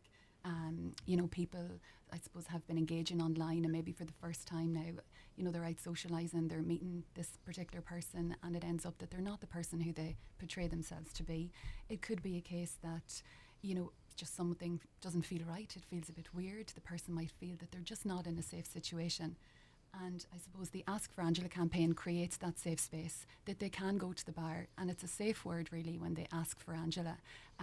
You know, they are in a vulnerable situation. It's a difficult thing to have to go and ask for help, I would think. So to be in a safe space where you can go and you can ask discreetly, ask for Angela, and you know that you will get the help that you need. And that's really what the campaign is all about. And it's in a discreet way. That's the whole... and I think too, signs will be going up advertising the businesses that are involved in this. It's the type of thing, particularly with the Gardaí rolling in behind it, with the Vintners rolling in behind it, we really need every... You know, we don't want a situation where someone goes, that's not for me, and someone says these words and they fall on deaf ears. This really needs, I think, an industry-wide buy-in. I'm sure it will get that, but we really need that, don't we, Charlene? Well, that's it. Well, I suppose, look, this is just a starting base for us. As I said, Martin's come on board, with the vintners and also the Hoteliers Association. But we fully appreciate too that not every licensed premises in Donegal is affiliated with either the Hoteliers Association or the Vintners Association. And what we hope to do maybe going forward from January, say, towards Easter, is try and identify those premises and indeed ask the publicans to come forward and make contact with us. If it's a thing that they want to get involved in this campaign, we will definitely get that information out to them. And if they want to contact me directly, I have no issue, meeting with them, speaking to staff, because we'd absolutely love people to come on board. And as I said, it's about getting that information out there to people, because it's such a worthwhile and good campaign. So what happens in a typical situation, Martin, if someone approaches, and this is not just females either, this is it is right across the genders. What triggers if someone goes to a member of staff in a bar or a nightclub and says, I'm here looking for Angela, for example, or hi, I'm Angela, or, as long as the word Angela's in there, of course, we don't want to have people struggling as to precisely what to say. But well, we would hope that all our staff, the premise involved and their staff would be trained, and they would possibly just a nice way take the person to one side and maybe ask them what is the issue, what they want to do. Do they want them to ring a taxi for them to leave the premises, and maybe just escort them off the premises safely and get them into the taxi? That could be a situation where just getting them in behind the bar and through the back bar and into a safe environment, removed from what could be really quite a threatening situation. Yeah, because that's the thing is, as Charlene said, there's a whole new dating system out there over the last few years where people, they meet online now, and as I say, it might not be what it says on the tin when they do actually meet in real life. So that they know, that they can feel then that this is not where I want to be. I don't want to be in this situation, but how do we get out of here safely? And I don't feel embarrassed either from the situation, so that the bar staff, whoever's there, that they know exactly how to deal with it. And that's what we'll be doing as vintners, to promote it among our staff, that all staff know what actually happened. Because over the Christmas period as well, a lot of part-time staff will be working on premises, so that all those staff as well know exactly what is happening, and that will be important. So I think that's getting that message out there. We don't want people coming to the bar and saying, is Angela here? And the person behind the bar says, who's Angela? There's no Angela works here. Yeah. So we want that everyone to know the situation. And that's some good examples, but we don't want to be too prescriptive about this either, Charlene. And I'm not saying you are, by the way. I mean the campaign as a whole, because I think there's lots of people will find themselves in a situation where someone is threatening them physically. Do you know what I mean? So it could be, two fellas lost a game of pool and someone's, you can see something's about to start, that person. So in other words, it's if you feel unsafe in any scenario, I presume. Exactly. And depending on the severity of that situation, or indeed the information that's disclosed to bar staff, the bar staff may decide to, request the person causing that distress to leave the premises. They may decide to contact Gardaí. All those things are open to them. It's part of the advices that goes out to, to staff in each premises. Yeah, now we are seeing this launched in earnest, I think, for the first time here in the Northwest, and there is a cross-border element of this to this as well, which we'll learn a little later on. But we have seen this work successfully elsewhere, so it's tried and tested, Charlene. That's correct. So I suppose it was the brainchild of the Met over in the UK in 2016. They came up with the idea in conjunction with a number of other stakeholders, and by all accounts, it's proved extremely successful. The Joint Policing Committee here in Donegal had advocated for it to be adapted here in Donegal, and I suppose that's how it landed on my desk back in September, to coordinate it and to roll it out across Donegal. And I'm delighted to say that I've had great assistance in that regard from Martin and the Vintners, from Martina and Alice, who works alongside Martin, and also from Paul Diver as well in the Hoteliers Association. And as I said earlier on, this is just a starting block. We hope to expand on this, and it would be fantastic if all licensed premises in Donegal and came on board, and that is the vision.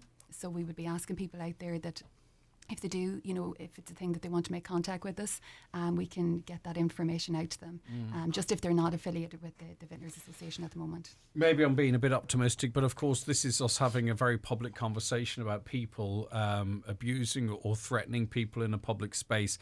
in a way, is it possible that when in seeing these Ask for Angela signs that maybe people, the perpetrators, might moderate the behaviour? Do you know what I mean? I mean, as I say, that might be optimistic, but it's not impossible either that there's more awareness that this behaviour is unacceptable and there's no public space really to take part in such behaviour. Absolutely, Greg. And we would hope that would be the case.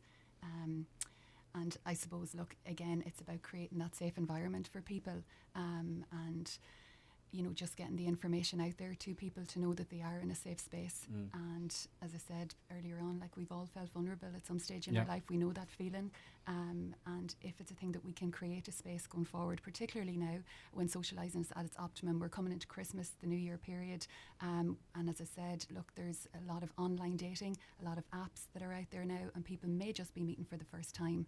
And if they do feel that they are vulnerable or in an unsafe situation, we would hope that this campaign would encourage people, to go and seek out the help that they need. Yeah, and of course, from a vintner's perspective, it is the right thing to do, but also if they really throw their weight behind this, I think it firstly it sends a good message to their care of their clientele, maybe even a competitive advantage. You know what I mean? So this is a no-brainer. I would hope for your members and other venues, Martin. Definitely is, Greg, and that's why we came full-heartedly behind this campaign, because we want people to be able to enjoy a night out.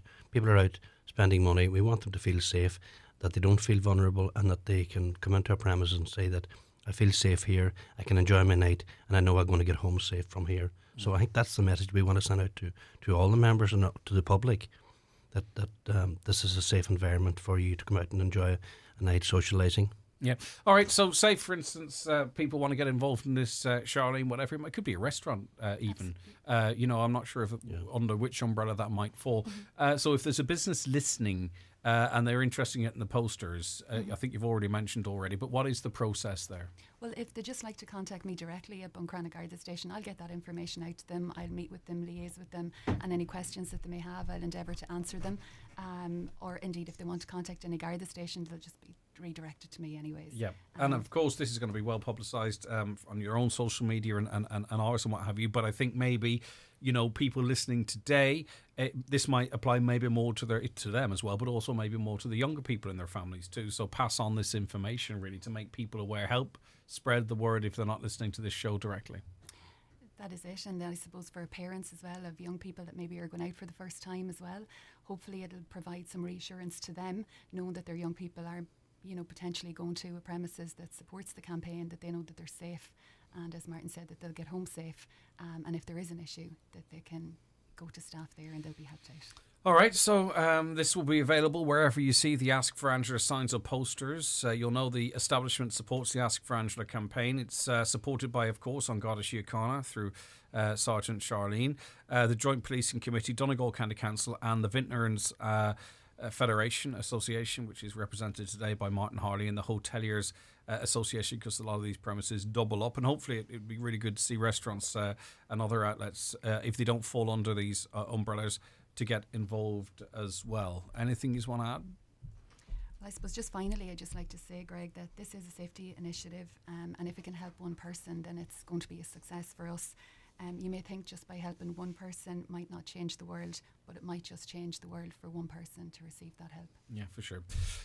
Thank you. Martin, I appreciate your time as well. That's Martin Harley, owner of Cheers Bar in Ballybofey, treasurer of the Donegal branch of the Vintners Federation, and of course also Sergeant in charge of Road Policing Unit, Garda Sergeant Charlene Anderson. We'll be back with more on this, actually, in fact, after we take this short break. Your one-stop shop this Christmas. Gift vouchers for the Silver Tassie Hotel and Seascape Spa are available online at silvertassiehotel.com or from hotel reception. The Silver Tassie, proud sponsors of today's show.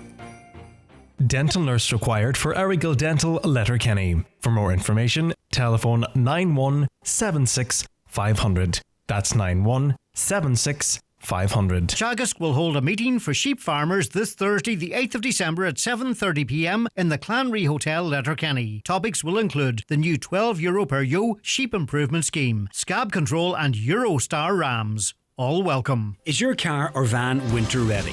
Get your free winter check now at Hegarty's Ford in Letterkenny. It includes checking your lights, wipers and coolant. Also, the most common cause of winter breakdowns, your battery.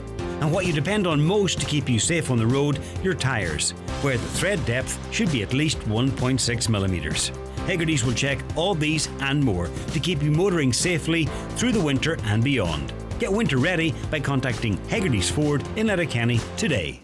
With the ongoing war in Ukraine affecting the cost of energy, many of us are facing a challenging winter. Through Budget 23, Government is introducing a range of supports to lessen the financial impact on families, households and businesses, and will continue to monitor the situation in the coming months to protect those in difficulty. It's important that everyone stays warm and well, but where safe and possible to do so, reducing energy use can also reduce bills.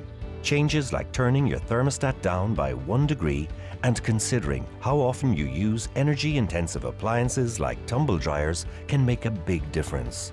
For information on available supports and energy-saving advice, visit gov.ie/reduce your use. Brought to you by the Government of Ireland. Are you worried about trees on your property? Northwest Forestry Services Ballybuffet are fully insured and have over 40 years experience in dangerous tree removal, tree felling, surgery and stump grinding. For peace of mind, call Northwest Forest Services Ballybuffet for a no obligation quotation on 913233. Louis Walsh Opticians, the longest established opticians in Letterkenny, welcome new and existing customers alike, offering the latest brands with glasses to suit all budgets and styles, private, medical card and PRSI patients. For your next eye test, contact Louis Walsh Opticians at Mount Southwell Place, Letterkenny, on 91 21000. National Fuels, Churchill. Delivering home heating oil in Letterkenny and surrounding areas. 9137 400. National Fuels. Bringing you the time at... It is 10:30. Good morning. Some of your comments coming in. A lot of reaction, as you can imagine, to Senator Niall Blaney's remarks as it relates to what's going on in Donegal, as he would have it, surrounding the defective concrete crises. A caller says, Niall Blaney just made a career-ending speech, just showed he doesn't represent the people of Donegal, believes one listener. Another, Niall Blaney should explain ASAP what or who he means by calling the dog remark. The blaming of Sinn Féin, one opposition party, by both Fianna Fáil and Fine Gael on their mistakes in government has got to be called out. Both parties are taking the people for fools, in my opinion. The rant of Niall Blaney accusing Sinn Féin for standing behind protesters and the destruction of their homes by Micah appears to be about politics. It was during Fianna Fáil Fine Gael governing that house planning and building got corrupted. Let him not forget it was independent Fianna Fáil in Donegal who elected him. They never wanted to join Bertie Ahern's Fianna Fáil, and now it's bringing them down in general elections. It seems to be Fine Gael are controlling the purse strings now. Niall Blaney has once again shown his true colours, believes this listener. He needs to resign. He's a disgrace. Can anyone tell me how he's helping progress this dire situation at all? We just want our homes fixed and lives back again. We could not care about the politics, they say. Right, okay. We'll come back to some of those comments, but what I want to do firstly is welcome on to the programme now Detective Superintendent with the PSNI, Lindsay Fisher. Good morning, Lindsay. Thank you so much for joining us. Good morning. Thank you for the invite. We appreciate your time this morning. We were speaking to your colleague in Donegal and a representative from the Vintners Association about the Ask Angela campaign. And it's important that we talk about this in a cross-border perspective because there's a lot of traffic back and forwards with socialising and everything else as well. So tell us about the Ask for Angela scheme and how it's being rolled out or employed in Northern Ireland, Lindsay. Yeah, absolutely. Ask for Angela has been used to great effect really across the UK. And last Friday saw Northern Ireland's response to that. So we launched across a number of venues, over 136 venues have signed up to date. And it's a really simple but effective initiative.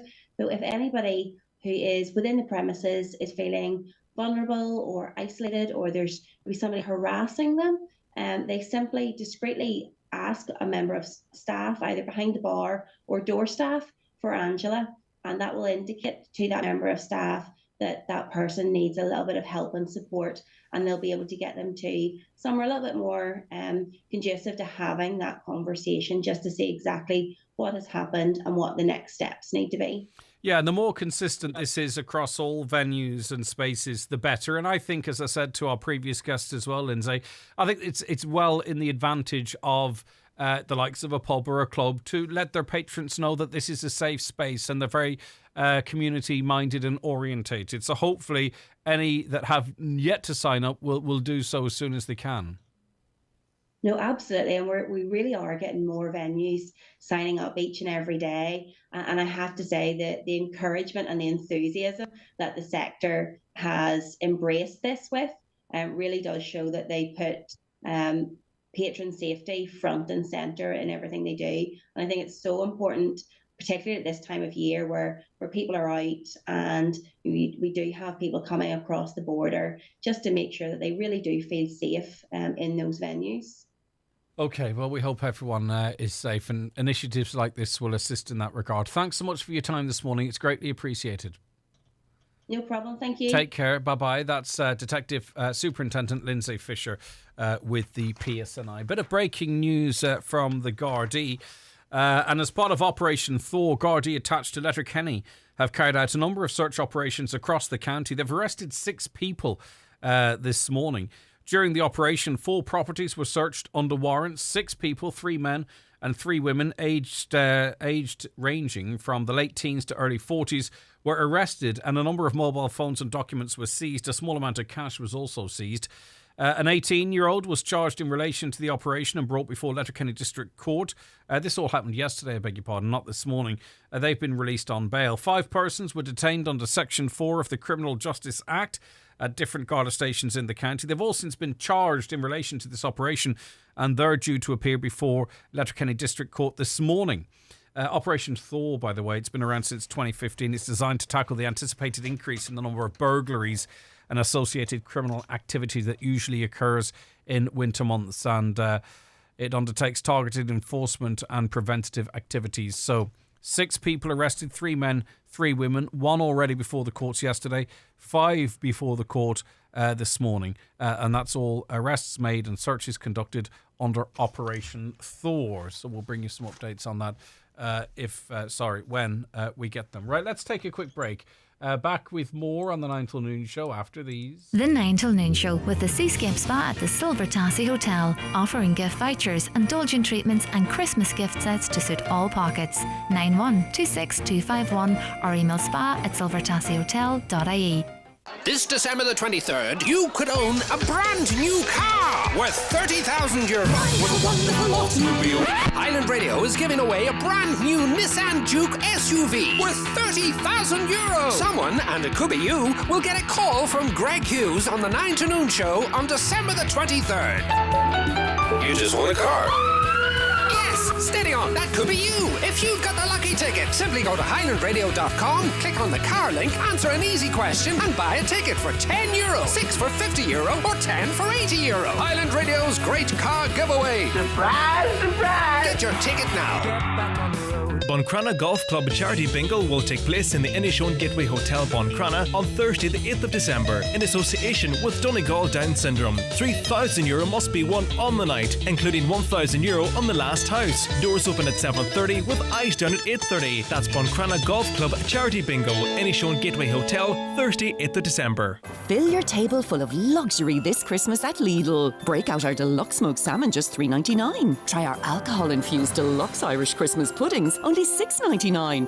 Ooh, and get fine wines from $7.99 from your drinks retailer of the year. Do Christmas without compromise at Lidl. More for everyone this Christmas. Always drink responsibly. Sabrina Robb here from Donegal Hearing Clinic.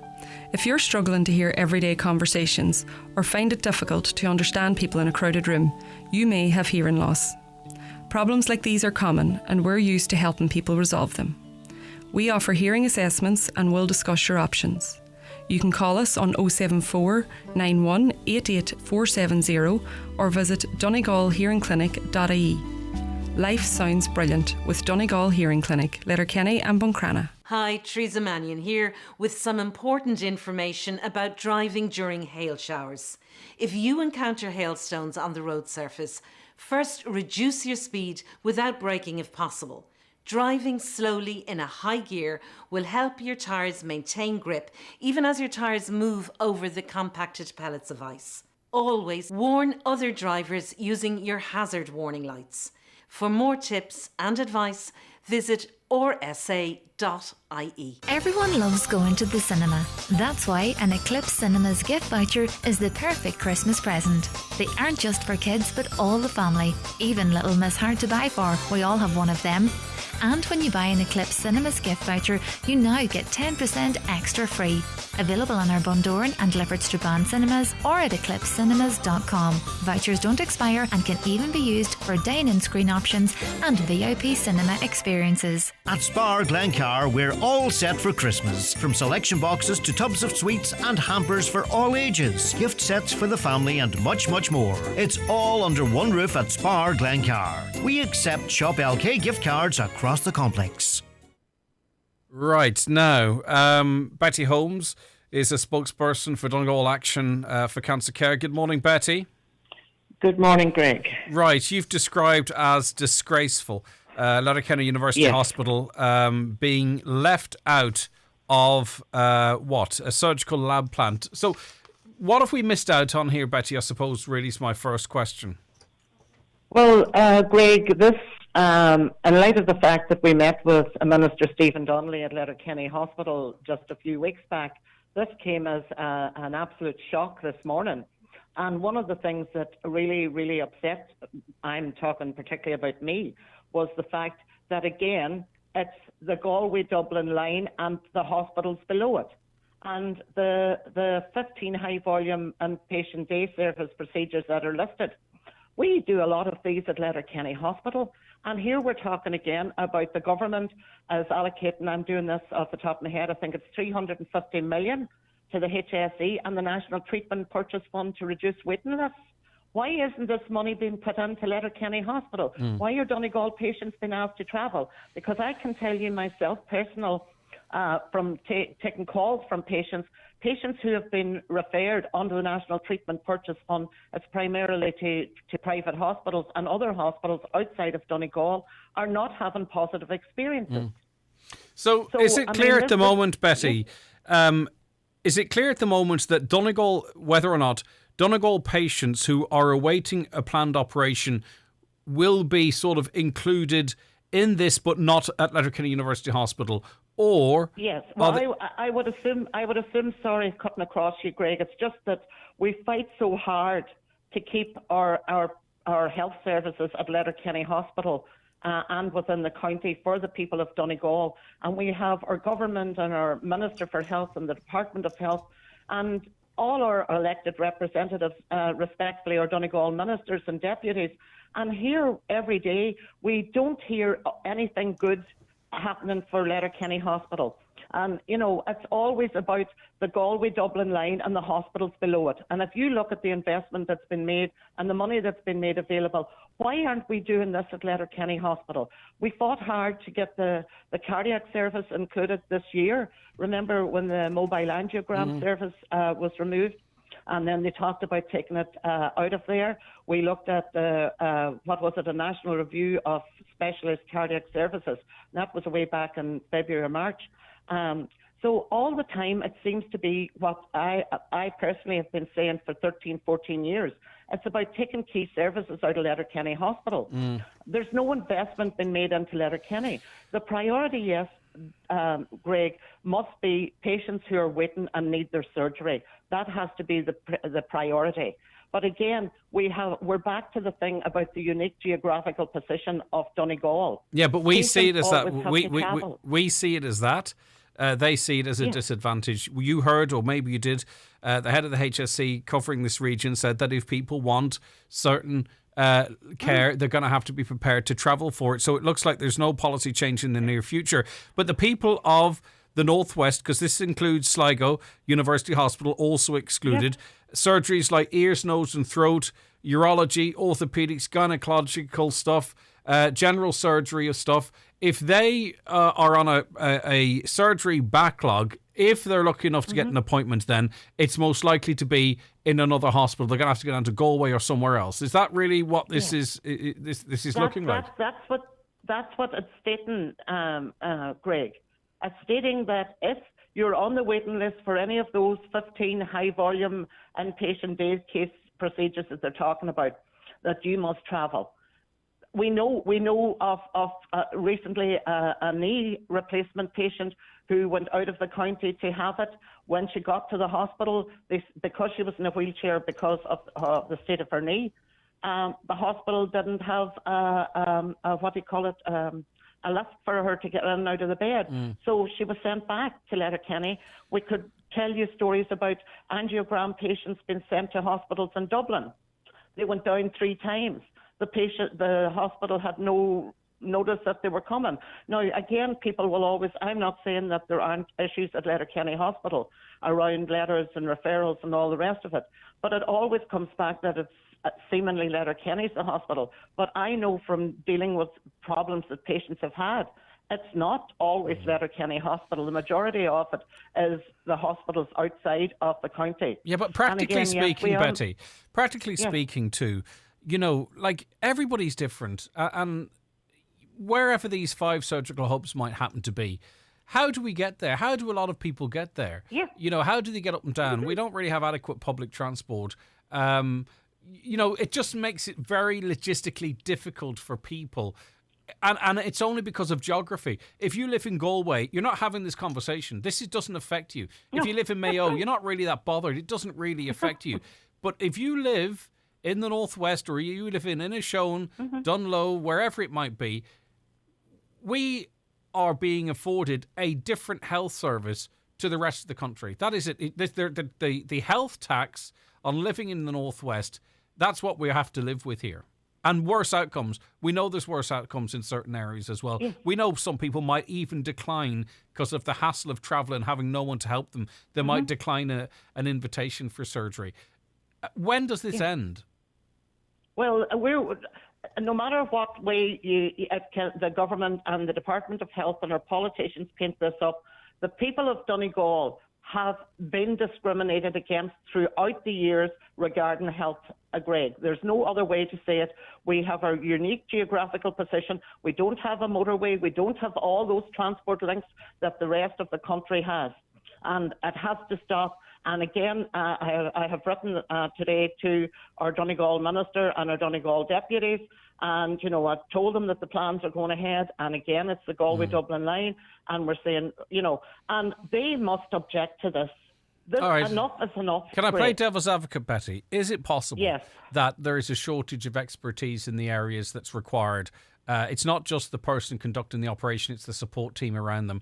And that us in the northwest, whether we like it or not, if you just include the 4 northwest counties, let's put it like that, there is not the critical mass that would allow us to have the correct team in to conduct these operations at an acceptable standard. Is that a possible explanation? That is a possible explanation, Greg, yes, and we wouldn't question that one. But again, what we said to Minister, that we need Minister Donnelly and the Department of Health to be recognising the excellence that exists at Letterkenny Hospital, putting the funding in. We hear about all the jobs being advertised and their positions aren't being filled at Letterkenny. Because every day, the only thing we hear about Letterkenny University Hospital is the negative. We don't. Have you heard any minister or Department of Health or anybody else singing the excellence that exists at Letterkenny Hospital? Now, we did ask Minister Donnelly to do that. We're still waiting to hear it. Well, maybe he feels he couldn't stand over those comments if he were to make them. Well, how come everybody wants to go to the big hospitals? Because that's a better step for them, I suppose, professionally and into the future. We need to be positively discriminated against, because unfortunately we're discriminated against in a negative way. I think we in the Northwest need to be positively discriminated against to ensure that it's a more attractive proposition for someone to come up and work here. Because once they get here, they'll realise it's a lovely way of life. You've got, pretty much all you need on your doorstep. We just need them to actively let people know that. If there's a role for us to do it, in the community. Tell us what we can do to try and assist in this regard. But something needs to be done, Betty. Something and time's running out, Greg, because again we're coming in, and at every year it's a negative impact on, and that's across the board. All health services in Donegal are impacted. And again, you can't, if you're going for your hip replacement, your knee replacement, or any of those things, you're travelling 4 or 5 hours down the country. There's the accommodation, there's the cost, there's all those logistics. And the thing is, if you're going for hip replacements or knee replacements, I know from the hip replacement one, that's not something that you're put out of the hospital the next day. Although I do know of a couple of hospitals that try to discharge patients 48 hours later. But again, our Donegal minister and deputies need to unite and start to sing very, very loudly for the people of Donegal regarding health services. We need Minister Donnelly to follow up on what he said, that he would talk about the excellence that was at Letterkenny Hospital. We never hear nothing. I'm just tired of it all, Greg, and I'm sorry if I sound rattled, but I am rattled. Yeah, I just wonder where we're going. If this is our solution to one of the big problems, which is, waiting lists for important surgeries, and it's generally accepted that they're not going to be provided in the Northwest as part of this strategy. You look at what else is going on. You look at us losing key staff in certain areas such as urology, and good luck trying to fill that position with the parting shot from the person that left it, no fault to him. Where does this leave Letterkenny University Hospital in 5 years? Unless we view the Northwest as go ahead. Sorry. No, I said it's about stripping key services out of Letterkenny Hospital. And if you look at all the key services, I mean, recently we were talking about the whole thing of the oncology department and the shortages of chairs. It's nearly like oncology at Letterkenny University Hospital was a victim of its own success. But again, all the key services are being taken down the road, and we, for us in DACC, we've fought many battles. A lot of them people wouldn't even be aware of. I mean, we had the whole thing in recent years of we talk about the breast cancer unit, where the medical professionals in Galway made a decision that GPs in Donegal had to refer the referral letters had to go to Galway, and they would decide who was seen at Letterkenny. We fought that. We fought so many battles. We fought the cardiac unit. Greg, our politicians need to stand up, and they need to unite, and they need to shake up it doesn't work the like Department that. of Health and the lovely. government. Betty, I've called on that before. They can't even do it at council level. It doesn't happen. Listen, We'd love that. Greg, We'd love it to happen. But whatever happens when you start getting that salary into your bank account, Yeah. Whatever. I don't know Well, what happens in Dublin. But I don't know. I don't know what the answer is. But no, well, Greg, I said a long time ago that I think they were all personally very good people. I think they go up the road to Dublin and they shout very loudly about Donegal, and then they gently get tapped across the back of their hand, reminding them who they are and who pays their wages and all the rest of it. And the only time I hear them shouting is when it's not relevant to Donegal. But it's so predictable. Minister can't really say anything. Former minister, say what you like. Backbencher, say what you like. Opposition, say what you like. As soon as you're a minister and you're in government, stop saying anything. We are in for, after the next election, we're in for a very interesting political time in this county when we start to analyse what voices are we hearing on the radio, or what are we reading in the newspapers anymore? Are those who were very vocal on all of this in the past going to be as vocal in the future if they're in a ministerial position? Will they be prepared to step outside party lines in terms of health? There are certain people, because it's very easy, dependent on what position of politics you're in, it's very easy to say whatever you like. But the proof of the pudding is going to be in the eating in the not too distant future. And I just wonder what that pudding might taste like. And I look forward to it being served up as well, because we'll get a real insight into, because it'll be, if there's a significant change in government, it'll be the first significant change in a very, very long time. And we'll get to see then where we're going.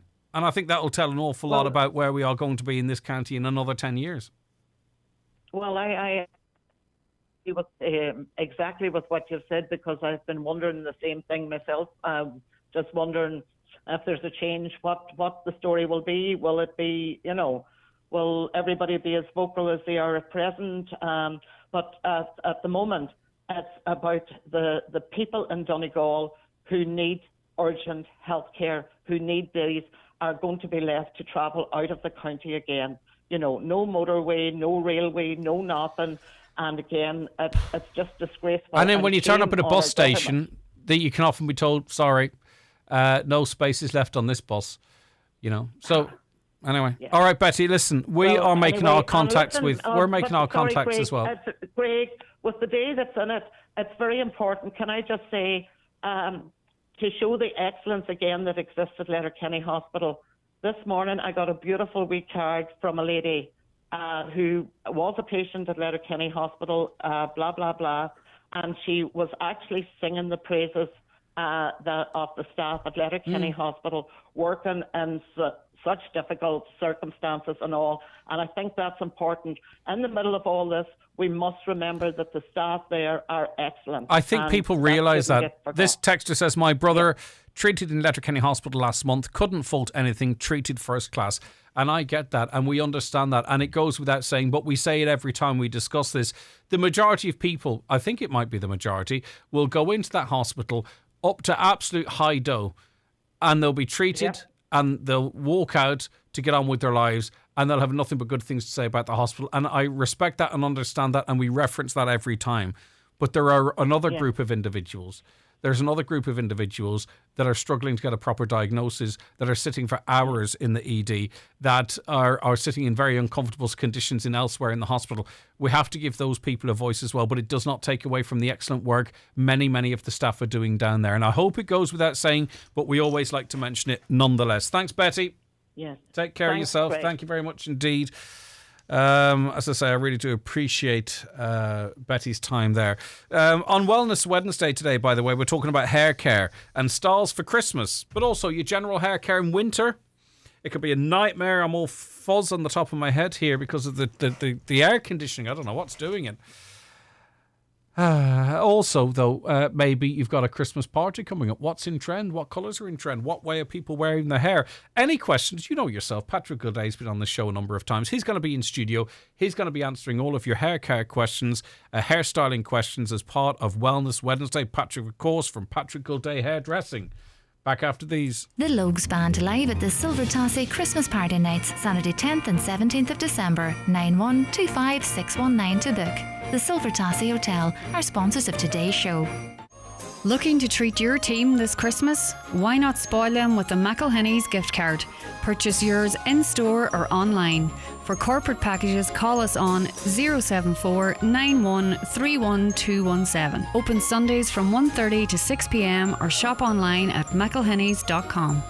Swing into Christmas with the Rat Pack, live at the Griannan Theatre, Letterkenny, December 14th. Direct from London's Leicester Square, and for one night only, enjoy classics from Frank Sinatra, Sammy Davis Jr. and Dean Martin. Tickets from Anne Griannan Theatre box office and annegriannan.com. Presented by Joe Gallagher Entertainments. At Ulster Bank, we have now begun to close current and deposit accounts. At this time, if your notice period and your deadline has passed, your account is now queued for closure. You must take action now. If you are still relying on your personal or business bank account and in need of support, please contact us immediately. Visit ulsterbank.ie, your local branch, or call 0818 210 260. Call costs may vary and calls from mobiles may not be free. Ulster Bank Ireland DAC is regulated by the Central Bank of Ireland. Years ago, I used to dread my motor insurance renewal. Then a friend told me about O'Malley Scanlon Insurance in Ballybofey and Dunlow. They do all the hard work. They contact all the major insurance underwriters and they get the very best possible quote for me.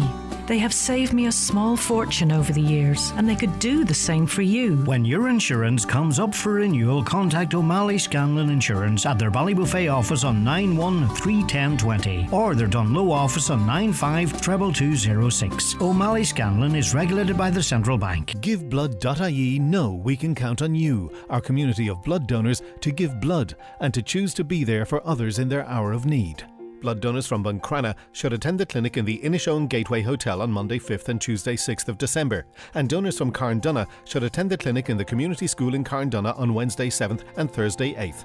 Making an appointment is recommended, so call 1-800-731-137 to book your time. New donors are welcome. Visit giveblood.ie to see eligibility and clinic details.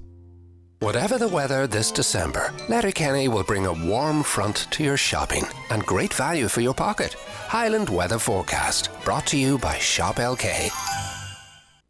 Okay, let's have a look at that weather forecast for you right now. As we head towards the news at 11, I can tell you that a cold start, as you know, frost and icy stretches, some fog patches, but there'll be a mix of sunny spells and showers, some turning wintry today. Highest temperatures just 2 to 5 degrees in moderate northerly breezes, so anything that does fall is likely to sit, isn't it, if the ground's cold, and no sign of an increase in temperatures. So I think maybe we might have to be a wee bit extra careful tomorrow morning. Right, last shout for our boulders competition we have running on the show over the next wee while.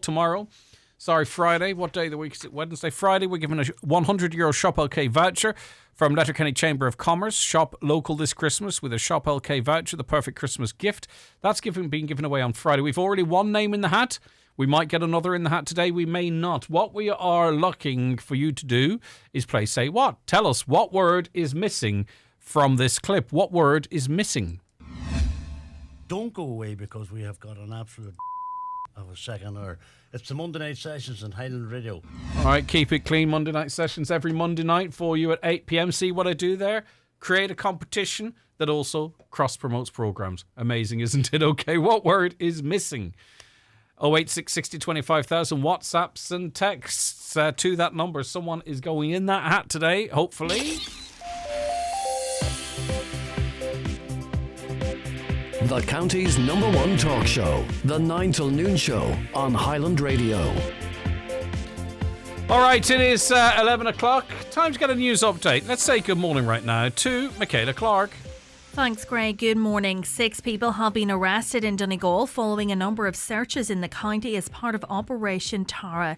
A number of mobile phones and documents were seized along with a small quantity of cash. A meeting is to take place on Monday to discuss concerns over the legitimacy of beggars in Letterkenny. It's been claimed that people are being bussed into the town and illegally begging. The Cahirlock of the Letterkenny Milford Municipal District has called for representatives of the HSE and Garda Síochána, the North West Simon Community, Letterkenny Chamber and a local hostel to attend. It's emerged that there are a total of 40 families in Inishowen in need of residential placement. Councillor Albert Doherty spoke at the recent sitting of the Regional Health Forum West of a family living in Clonmany whose daughter is currently receiving residential support in County Carlow. A recent meeting was told that no consideration will be given to the family to relocate her as she is being cared for. It's hoped new contracts, which will see hospital consultants paid up to €252,000, will attract more people to the profession. Cabinet is likely to agree to new plans that will see senior doctors working at least 37 hours a week, Monday to Saturday. These new contracts will be offered to all new entrants, while existing consultants will have to opt into the system. The government is being urged to promote a national campaign to welcome refugees and inform them of their rights.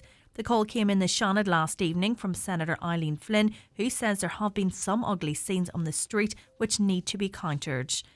And the Ask for Angela campaign has been officially launched in Donegal today. If someone is out socialising in a licensed premises and they start to feel unsafe or vulnerable, they are being encouraged to approach a member of staff and ask for Angela. Those are the latest headlines. We'll be back with an update again at 12 noon.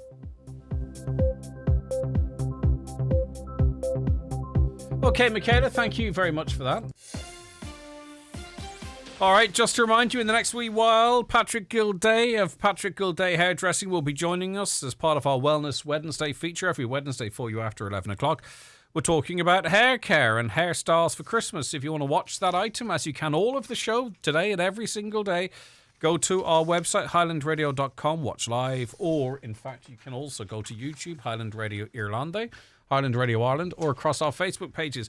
Like and subscribe as well, please. It's very useful. Caller was in Super Savers in Buncrana this morning. She didn't have enough money to cover her shopping and the bank link wasn't working. A young guy, who she didn't know, paid for her shopping, saying, "That's my Christmas present to you." When she tried to say she had the money in the car to pay him back, he refused to accept it. Caller says she was so grateful and very surprised by such a kind gesture. Well done to you, young man. That's a beautiful thing to do.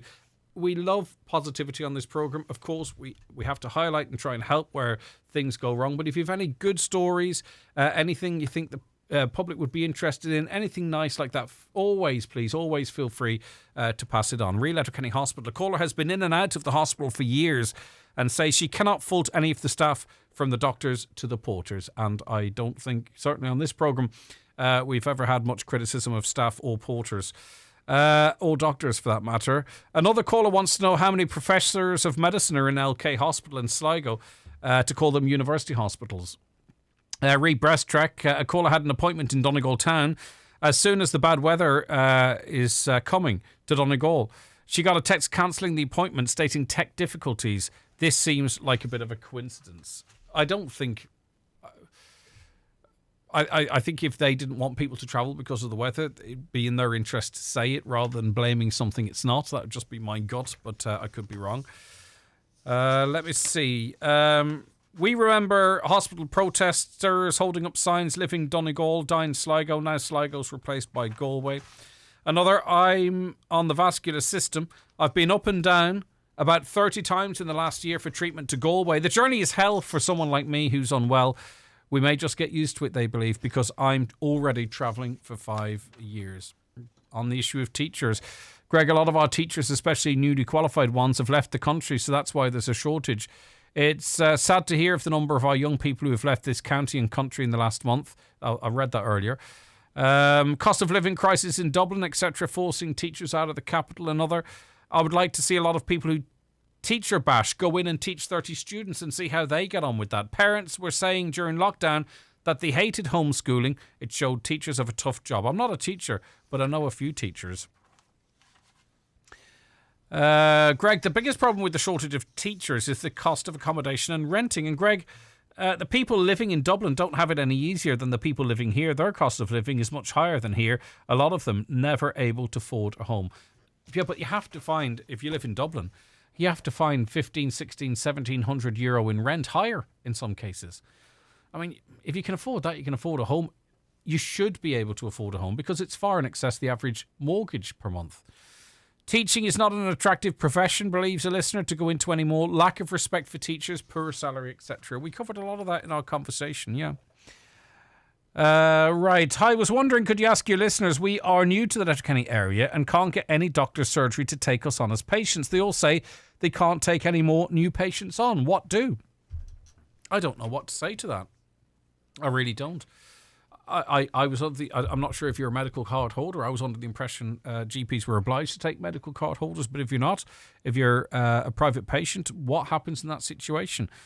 Are there any GPs with vacancies in Letterkenny for a new family in the area?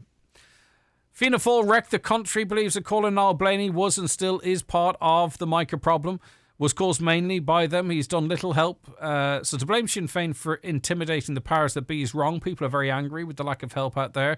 Next election will show that anger. Fianna Fáil and Fine Gael will pay the price. It's the government that are treating the people of Donegal like dogs. Disgrace, but not surprising comments from the senator. Another, I was waiting for the bus at Lifford last night at 8 o'clock. A car came speeding onto the roundabout, started doing donuts around the roundabout. It then sped over the Lifford Strabane Bridge. It was so brazen and so public. It was busy enough too, with the bus arriving at 8:10. It's an act of madness by some driver there. What do you say? All right, keep them calls and comments coming into us. They're very much appreciated. As you know, we read them It forms an important part of the programme's output. I got a handwritten letter from, look at it, it's nice, isn't it? From young people. And it reads as follows. Dear Greg Hughes, Greg would have done, guys. We wanted to send you a handwritten letter to tell you all about our tractor run on Sunday, the 11th of December. We've been writing letters to famous people like We Farm and I Farm and Michael D. Higgins. Let me just say, is that what that says? Okay. Can we persuade you to come? I'm hardly famous, but I appreciate that. We're raising money for the Donegal Hospice in our school. Last year, we raised over €1,600 and had over 300 tractors. Santa came in a New Holland Forge harvester. We also had loads of trucks and vintage cars. Music will be pumping, and we'll have a baking competition judged by Chef Martin Anderson. People can bring their dogs for a festive best dressed dog competition. There's a craft farm and tuck shop with loads of goodies for sale. We also have Dinosaur coming. Your colleagues Jimmy and Paul are helping us too. Can you please ask anyone with a tractor to come and join us at the CPI in Castlefin on Sunday the 11th of December? Registration is at 11 a.m. and the tractor run will start at 12:30. Yours sincerely, the lads of 4th class in St. Saffron's National School, Ethan, Owen and James. Well, Ethan, Owen and James, fair play to all three of you. You've done a fantastic job in promoting that event, and maybe in the future you might consider a job in sales here at Highland Radio. I'm sure you're going to have a huge turnout. I will try my best to go. I've been to these before. As I've said before, they are fantastic and there's lots on offer there. So hopefully you have a huge turnout for that. If you've missed any of those details and you want to enter a vehicle into that, get in touch with us and we'll pass them on. The Logues Band live at the Silver Tassie Christmas Party Nights, Saturday 10th and 17th of December, 9125619 to book. The Silver Tassie Hotel are sponsors of today's show. Do you want to take time to spend enjoying the stunning Donegal outdoors to the next level? Wet n Wild is #1 for quality and stock all the leading brands of outdoor clothing, footwear and equipment to keep you warm, safe and dry whatever the weather. Remember, a quality Christmas gift from Wet n Wild will be the cheapest in the long run. Hi, Paddy here at Shane Conley Cars in Donegal Town. Are you looking to upgrade your car? With Shane Conley Cars, you'll find makes and models for every budget. Great finance options, and we also accept trade-ins. Check out ShaneConleyCars.com or call in to us at Shane Conley Cars from Lonaher Road, Donegal Town. If you're about to use an electrical appliance, like your hairdryer, which uses a lot of energy, just ask the question, is this a good time?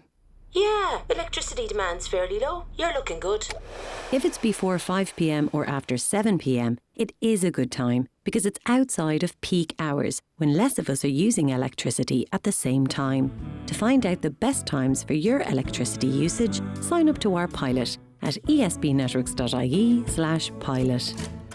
Watson Menswear in Letterkenny have a gift to suit this Christmas. Casual shirts and polo shirts, knitwear, jeans and so much more. Top names like Superdry, Penguin and Mishmash. Open every day to Christmas, Sundays 1 to 6 and late every Thursday and Friday. A deposit will secure any item, and if you're unsure, a gift voucher always makes a great present. Watson Menswear on Main Street, Letterkenny, and online at watsonmenswear.com. Pulse Venue Letterkenny presents the fantastic Whistling Donkeys this Saturday, December 10th. Doors open at 9 p.m. It's sure to be another great night with the Whistling Donkeys this Saturday night at Pulse Venue Letterkenny. Tickets on sale now at eventbrite.ie. At Irish Community Air Ambulance, we respond quickly to emergencies. The first thing our medical volunteers ask is, how can I help? Now we need you to ask, how can I help? Can you help us equip our medical responders with vital life-saving equipment? Can you help us bring the hospital to the roadside or to the home? Can you help us save lives? When time is critical, we bring hope. This Christmas, help us bring hope to more people and save more lives. Please donate at communityairambulance.ie. Get into the Christmas spirit at the Clanry Hotel Letterkenny. Our Christmas party nights offer great food and great music. This Friday night with David James and his band. This Saturday night, the Cufflinks Band. All for only €49 per person. Our country Sundays continue this week at the Clanry Hotel with Derek Ryan. Entry €15, paid at the door. Okay, part of our Wellness Wednesday now is welcoming into studio Patrick Gilday of Patrick Gilday Hairdressing. Good morning to you. Thank you so much for joining us. How are you keeping? No problem. Keeping great, Greg. Flat out at the moment, I imagine. Yeah, all the salons are getting very busy, and more or less anybody you're chatting to in the industry out there are saying that it's very busy December, and they're well booked up in advance. So if you are trying to get in for Christmas into your local hairdresser, then I would recommend you get in touch with them this week. Yeah, so as people maybe look a little bit at discretionary spending, looking after their hair, and that little bit of pampering is not being forgone at the moment, and long may that continue. No, people are still looking after themselves. We've actually seen, and again, just chatting in general to other work colleagues, other hairdressers as well, we found that there wasn't really a lull this year. Normally you take a traditional lull in October, and that normally lasts for about 3 to 4 weeks within the industry, but that was only a week this year. So we find that people are certainly focused on the well-being aspect of their hair and getting their hair done and feeling good. And again, it might tie in with the fact that the events have all kicked off again, and I think anybody who doesn't normally go to Christmas parties are going to Christmas parties this year as well. There's a lot on, isn't there, for a lot of people? There's the Christmas parties, there's weddings presumably over the New Year and New Year's Eve and all that type of stuff as well, which is good that people are able to go out and enjoy themselves. Any questions for Patrick about styling? What might be a good style for your particular hair, or if you've got questions as it relates to hair care and your hair, well then get them into us right now. 08660 25,000.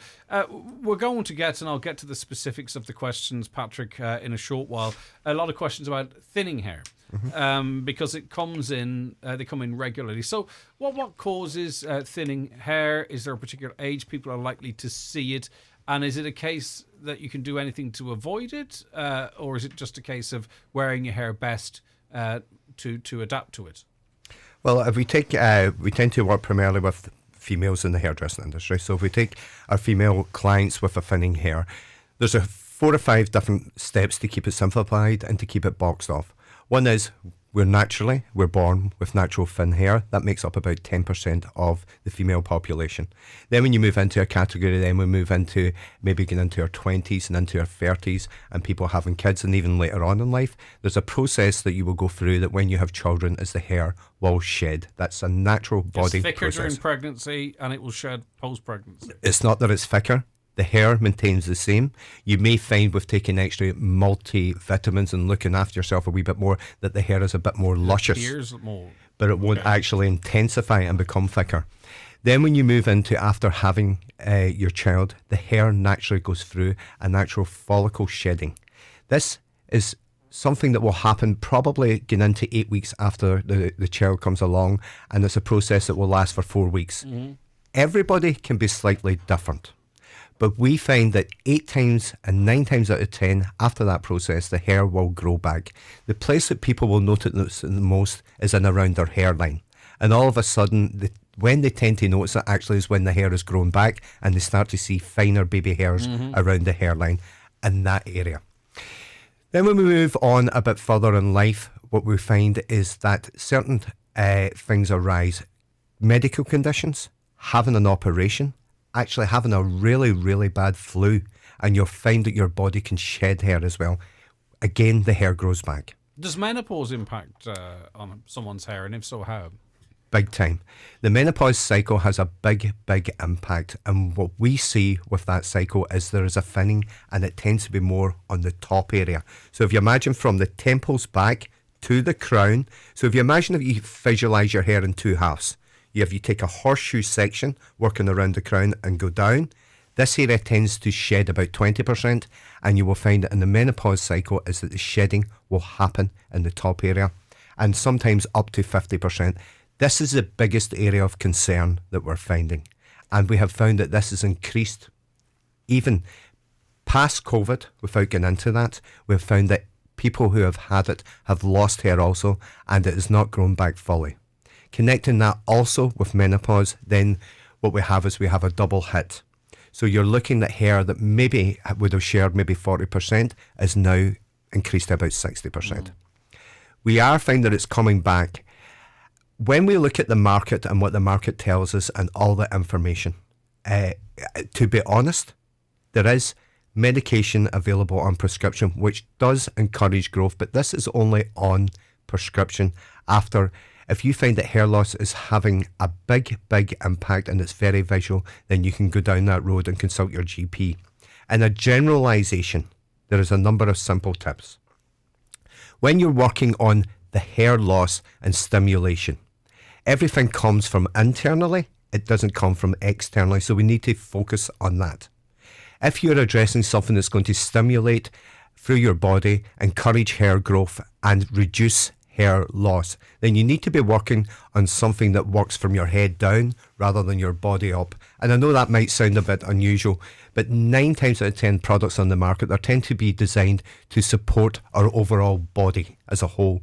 Whereas what we tend to recommend for guests around thinning hair issues is they take something that focuses on the hair and feeds the body secondly. And from that point of view, you're getting that maximum impact. We find with a lot of recommended vitamins and stuff, what happens is you orally take your multivitamin, it runs around your body and your hair gets a small fraction. Staying on the fact of the menopause, because that's the biggest area of hair loss, there's a number of other factors that you can work on. Number one is you can work on the correct haircuts. We find that, say, a lady that maybe keeps her hair maybe a bit longer and it's pulling down, then you can create invisible layers that will lift the root area. Also, which is very, very important, is the colour. You can tend to use colours that actually will highlight the visualness that you see. And what actually, if we stay focused on what upsets somebody about hair loss, it's what they see when they look in the mirror. The visual impact of it. It's the visual impact. So when you're going to the salon, just because you've always had a colour doesn't mean to say that you always stay the same. And you may have to consider different choices of intermixing colours which will blend in with your scalp colour, your facial skin colour, and will reduce the impact that you're having of the hair being thinning. There is no miracle cure here, but what you certainly can do is there's plenty of hints and tips that can make it better. Another thing that we tend to work on quite strongly, and mature ladies tend to move away with this, but it's starting to come very much back on trend, and it's bringing that fringe back in. We went through this period of where we thought, take it off your face, once you become a bit mature, but actually bring it more on the face again. And what that does is it disguises the thinness of the hair around the hairline and then the temple area. The other thing is as well is just be careful, because I think the biggest factor that puts people off the fringe is they feel it's too heavy and too solid on them. Don't be scared to experiment. A little is a lot, and you can always add more. So that's 2 tips around the thinning area, around where you're a bit conscious of it. The second point that I want to focus on is the part that people can't see, but they're very conscious of it. And they're holding a mirror up at the back of the house, at the back of their head at home. And what they're doing is they're conscious that people can see their scalp. Is there also that we have to, though, condition ourselves to, if we are so worried about that and what other people think, that we consider what they can see versus what we can see? Do you know what I'm on about? So if you hold a mirror well above your head and look into another mirror, the only thing you're creating is someone about 8 inches taller than you peering down on the top of your head. Yeah, and that's so right, Greg. But we can't Which doesn't happen very often. Exactly. You know what I mean? But we can't take away the way that people analyse it. Of course, but I think it'd be for ourselves, for our own well-being, it'd be better if we're looking at things like that, to trying to recreate, especially if we're particularly concerned about what others might think, and everyone does. Everyone cares what others think, whether you believe, we all do. But, set up a scenario where it's more realistic as to what you're presenting to the world, if that's one of your concerns.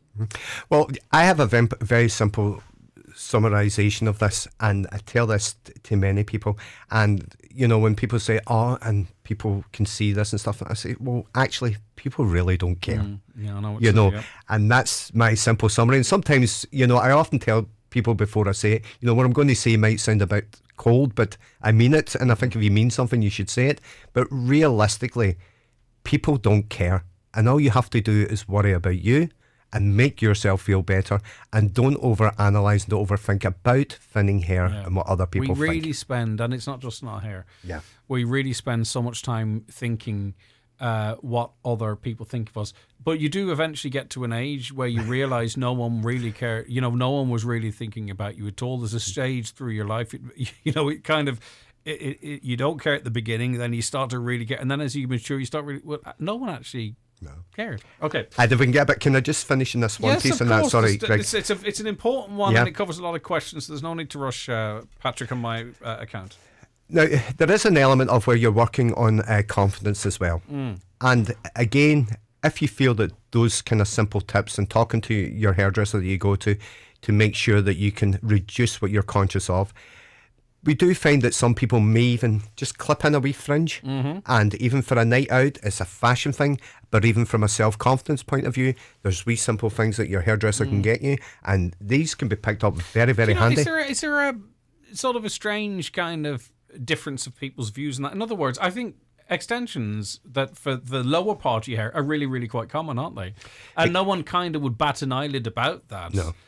But you move further up to the top of your head, and then maybe people sort of have psychologically a different perspective on it. But there's no real logic to thinking of it differently. Yeah, and I think is there?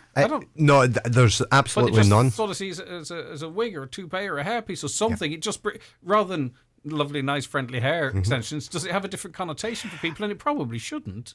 Well, certainly it shouldn't, but certainly in some countries and different cultures, it tends to have a bit of stigma attached to it, shall we say. If you take America, for instance, or you take the UK now especially, all these things have become part of a fashion accessory. And even from the point of view of where you mentioned there about hair extensions, like even there where hair is thinner on the side, hair extensions has actually evolved more in the last 5 years, you could say, because adding in hair extensions is more designed to add bulk. So we're talking about the hair being thinner there on top. It can be thinner around the face as well, and you've got all this strength at the back. And again, what you can do is just add in 3 or 4 packs on the side, and that beefs it up, and they can be cut to be blended in.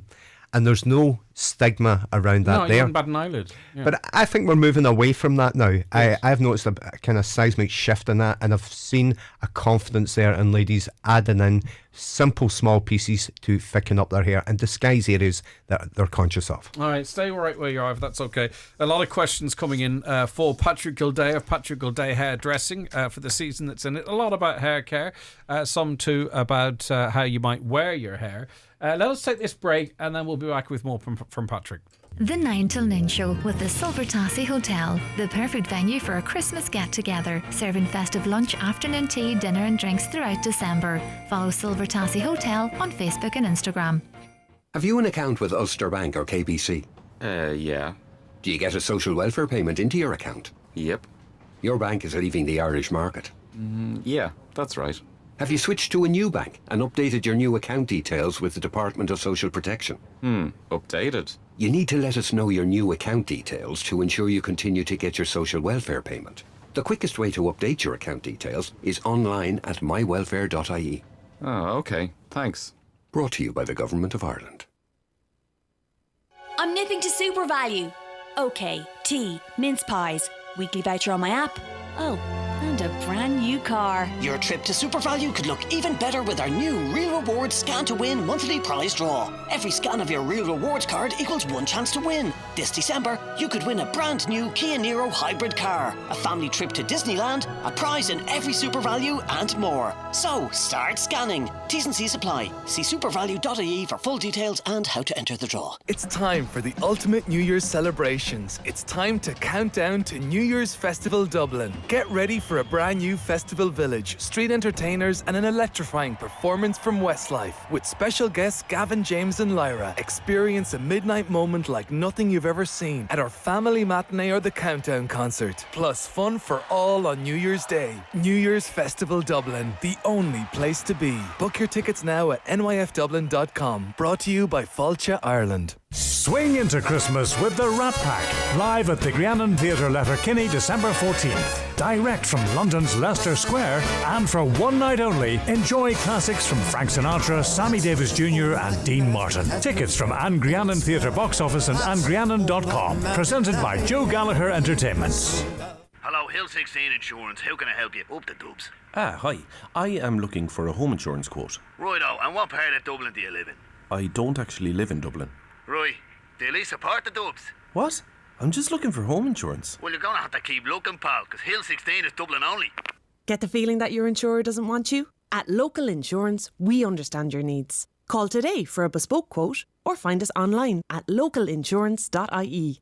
Local insurance. We'll get you sorted. The Local Insurance Network, DAC Trading's local insurance, is regulated by the Central Bank of Ireland. Local Insurance is a tied insurance intermediary of Acorn Brokerage Limited. Acorn Brokerage Limited, trading as Acorn Insurance, is regulated by the Central Bank of Ireland. The Three Amigos, Jimmy Buckley, Robert Mizell and Patrick Feeney, are back on tour with a brand new live show full of music, song and side-splitting laughter. See The Three Amigos live. Clonry Hotel, Letterkenny, Tuesday, January 3rd. Tickets priced €35 at hotel reception and ticketmaster.ie, where additional fees may apply. A ticket for The Three Amigos live in concert is the ideal Christmas gift. Happy Christmas from the Three Amigos! For all your home heating needs, oil, gas and solid fuels. National Fuels, Pierce Road, Letterkenny. 9137 400. National Fuels, bringing you the time at... As close as matters to 28 minutes past 11 this Wednesday morning, and as part of Wellness Wednesday, we're in studio here with Patrick Gilday of Patrick Gilday Hairdressing, and we are going to get to some more of your questions now. Caller recently got highlights, Patrick, but has found it's left her hair in very bad condition. She bought all the recommended products for the aftercare, presumably, but she feels it's not improving. Okay. Well, there's a couple of things in that. When you add colour to your hair, be under no illusion that you will get a certain amount of friction, which will change the texture from its natural format. If this is your first time of where you've had highlights, it can be quite actually a big shock to realise the texture of the hair changes. With colouring of hair, with all the modern colours that we have now, with the conditioning elements that they supply, even with that there, when you're lightening hair, you're creating friction. So what you're actually doing then is by using the products, what you're doing is you are replacing and adding a nourishment to counteract what you feel when you wash it. It will be natural that when you wash it, that you will feel almost like a roughness to it. And as you say, you have the products, using your conditioner, brushing it through, and even leaving it on for a few minutes. Again, make sure that the conditioner, you've taken the products that were recommended to you. Something that you have, you may need something that is a wee bit more intense if you are finding that it's a wee bit more agitated. But in realistic terms, that's part and parcel of the price that you're going to pay when you go lighter with the hair, is that the texture of the hair will change. But it shouldn't affect the condition of it, because you're replacing that nourish and that balance again with the correct products, as you said. When curling your hair with a wand, do you use hairspray before or after you shake out curls? Also, is there any benefit to putting hairspray on the hair before using the wand? And hairstyles, what's in trend at the moment, obviously is going to depend on whether people wear their hair short or long. Is this person, sounds like they're very on trend, long, sort of loose curls. They're just right hitting what Hollywood and everywhere's hitting right at the moment, aren't they? Well, don't put hairspray on before you use the wand. And what you would do there is a couple of steps. Number one is, especially if the hair is longer, which it will be if you're using the wand, although you can use it in shorter as well, what you do is put on a heat-resistant product, which will have a little subtle setting agent. If you use hairspray, it will create like a crisp and a bend, and actually it will damage the hair. Use your pre-heat protector before you dry it, or before you use it. What will happen then is you use that, it will gently mould it into place with the heat. Then if you move to step 2, what you do is you brush it out gently, and then you can use your hairspray then. The idea of the hairspray, remember, is not to create hold, but is to give hold when completed. And that's what it's designed. So almost as if it's freezing it into place. Yes. Okay. So to answer your question... You create your style, and then you help to set it with the hairspray. The hairspray doesn't form part of the creation of the style. Yes. And what I will say is I'll just add a wee bit in between that as well. So you're styling with the wand. Then what you could do then is use like a very soft oil spray. Spray it on a wide tooth comb, or on your fingers, and use your fingers as a wide tooth comb and run it through, and it will softly break it up before you apply. And that actually smooths down those flyaways, because sometimes people can do their hair beautiful and they look in the mirror and they feel that this wee outer fuzz is there. So that'll just soften that down. And another wee secret is as well, if you're using the hairspray, always keep it back about 12 inches, but then use the hairspray can to run over where you sprayed, and that'll just work as a smoother as well on the outer layers. Very good. Okay, it's all very technical, isn't it? So what is in for long-haired people, up or down? Does it depend how you feel? Party season is, we're finding it's two extremes actually this year. It's very understated and classy. Oh, you're going the whole hog. And they're going the whole hog. It's just mad. All right. And it's very interesting because the kind of event started last weekend. You can see people coming in and you're just taking a measurement of what people are asking for and stuff, and it's either full on, I'm getting out there, or it's just, do you know this, I just want to be understated. Yeah. And there is no in between, which is like, even we had our own staff now, and I was even watching our own team there at the weekend and what they're up to, and that's a good measurement for me as well of what they're going to be doing in the salon. And that was the two directions that they went. But the one thing that we are loving this season, and it's very, very popular, is just such that simple sleek back ponytail. They're just pulling it back. It's a bit of gel. People are getting their makeup done, and it's just this understated beauty, and it looks fantastic in any age barometer. All right, curtain bangs, are they going out for the incoming year? I've been thinking about it, but don't want to be dated heading into 2023. You will not be dated. They're going nowhere. They're absolutely fantastic. They work for a number of reasons. What they do is they lift your cheekbones, they sit in the cheekbones, and they're such a beautiful feature on a face. I always find longer hair around is pulling people's faces down. And just to give it that lift, it sits, and it doesn't matter what age barometer you are. People keep thinking once you mention something else, it's just a fashion fad. On the cheekbones, lifts your cheekbones, opens your eyes, and softens the perimeter. And it means that you can tie your hair up and your hair still looks dressed as well, rather than feel maybe a wee bit too severe. Yeah.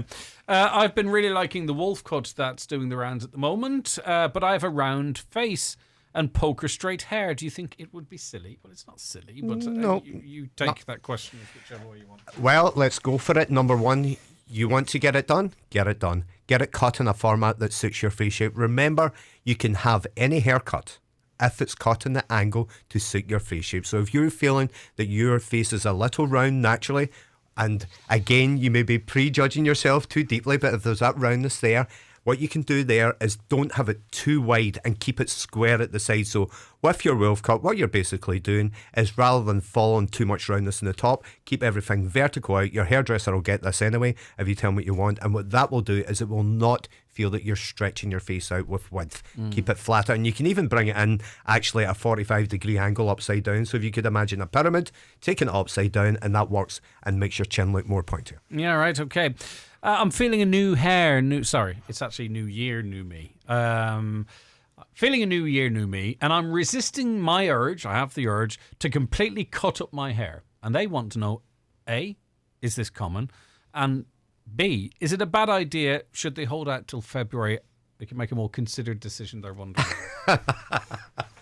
Well, I believe if you're planning something exciting, go for it. Why would you hold out to February?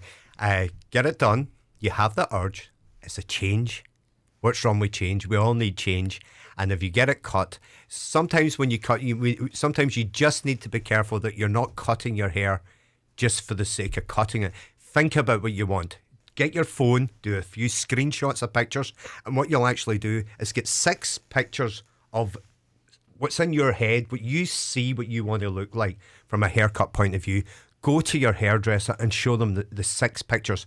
So I find when somebody's going for that change, that the biggest mistake you can make is try and explain, number one. Number two, you go with 1 picture.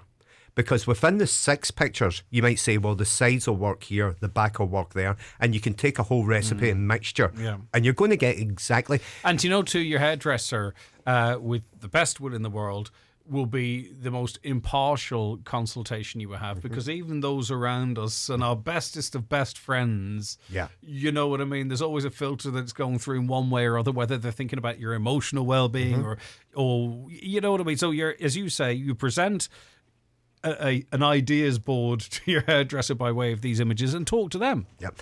And the interesting thing that you're touching on there about the change thing is, you know, I am a great believer that if you have an urge for a look, that you go for it. It's just so important. You know, why hold off? Yeah, exactly. Especially considering your hair grows out, hopefully, for the most people. And you know what?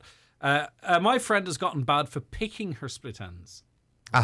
So is this grabbing them and opening them? Is it? What does that mean? But anyway, she's under a lot of stress. But this, in that process, is destroying her hair. So this person's picking at their split ends, obviously, it's a symptom of their stress. Firstly, what is happening in that process, and B, what tips to avoid this happening? Well, two things. Split ends need to be cut away, and they're caused by two reasons. Number one is the hair has completely lost all of its moisture. Two is that the hair has been damaged, and three is that if you could imagine like a matchstick. So what's actually happening is that you have your hair, which is like a matchstick. You have this wee end roundness, but that end roundness is almost like a sandpaper. So what tends to happen is the hair tends to mangle and knot together on the ends. They need to be trimmed. From a habit point of view, is that I don't have an answer for that. That is just something that they're doing. But if they're not there, you can't pick at them. If they're not there, they can't pick at them. But most importantly, is if there is split ends, I would recommend that they're trimmed. And then what we do then is, if she's doing it to release some tension, then, and I don't mean this in a smart way, let's get her knitting for Christmas. Yeah, because, something like that, it's a symptom. It's not. Yes. That's not, that's not the cause. Mhm. So you have to get to the cause, don't you? Because if it's not picking that, it could be picking Something something else, else. biting her nails or whatever it might be. So, and I don't mean that in a kind of long-winded short answer in the way that I say that, but what I'm actually saying to you is that answer it from a split ends point of view and trying to answer it in a very simple format. yeah, of course, I get that, and people get that. Okay. How do you, a couple of more just to squeeze in if you don't mind, how do I get rid of a build-up of colour on the ends of my hair? Needs to be removed, very, very simple. And Cut, removed? No, it can be gently removed, and most salons now, it was different a few years ago of where there was a very abrasive format that you went through in order to remove it. That doesn't happen more now, and most salons have a very, very gentle remover. If it's permanent colour, it needs to be broken down, and what it will do is it will not lift it to 2 or 3 shades lighter, which it did in the past. It will gently break it down and remove it maybe about a shade and a half. The other thing is, if it is only semi-permanent colour and it's not permanent, a deep cleanse shampoo will remove it and soften that out for you as well. And even if you're going to the salon for a cut and you're not having colour, you can find that you could leave the shampoo on maybe for 10 or 15 minutes just to break it up. And if you feel then that you're looking in the colour, looking in the mirror, and your colour's too dark for you, then you are looking at breaking it down and softening it up. Okay. What is the best shampoo for thin hair to make it thicker, if one exists? Nioxin, I find, is the best, because what it does is it will coat the hair. This is available in quite a lot of salons, and you find that as a product, what happens is, what you're actually doing is you're using a product that is designed to clear and cleanse the scalp. So any hair that is blocked from growing, it will remove dead skin cells. So that's the first thing. The second thing is it coats the hair that isn't blocked and increases the density. Now, you may say increases the density. I can't see that, but you can feel it. Mm-hmm. And when you can feel it, it gives the hair that extra lift, and then you will see it. Okay. I'm going to tie 3 or 4 questions in for the final one. A number of people asking about best shampoo for itchy scalp and itchy and flaky scalp. Greg, it's off the shelf, it's in the chemist, and it's Head and Shoulders. All right, simple as. Listen, have a happy Christmas to you and your team. Thank you very much, and same to yourself. You'll bring Greg. an awful lot of joy, I'm sure, to people over the next wee while, sending them out the doors feeling good. Right, okay, Patrick Gilday of Patrick Gilday Hairdressing. Where are you located, Patrick, for those who don't know? In Letterkenny, Riverside Retail Park. Beautiful stuff. Thank you so much, and thanks for all of your time. Very generous with your time this morning.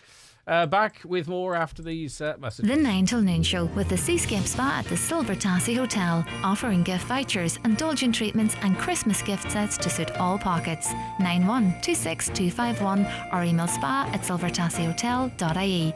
If you're about to use an electrical appliance, like your washing machine, which uses a lot of energy, just ask the question, is this a good time? Yeah, it's fairly breezy out. You're good to go. If it's windy out, it is a good time, because wind generates renewable energy, which Ireland will be relying on more and more.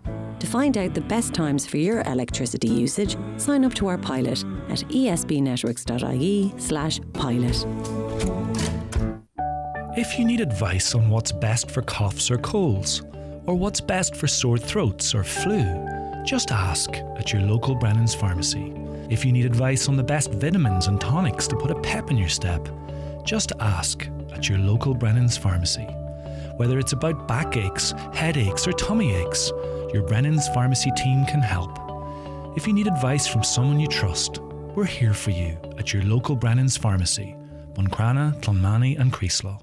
Buncrana Golf Club Charity Bingo will take place in the Inishowen Gateway Hotel Buncrana on Thursday the 8th of December in association with Donegal Down Syndrome. €3,000 must be won on the night, including €1,000 on the last house. Doors open at 7:30 with eyes down at 8:30. That's Buncrana Golf Club Charity Bingo, Inishowen Gateway Hotel, Thursday 8th of December.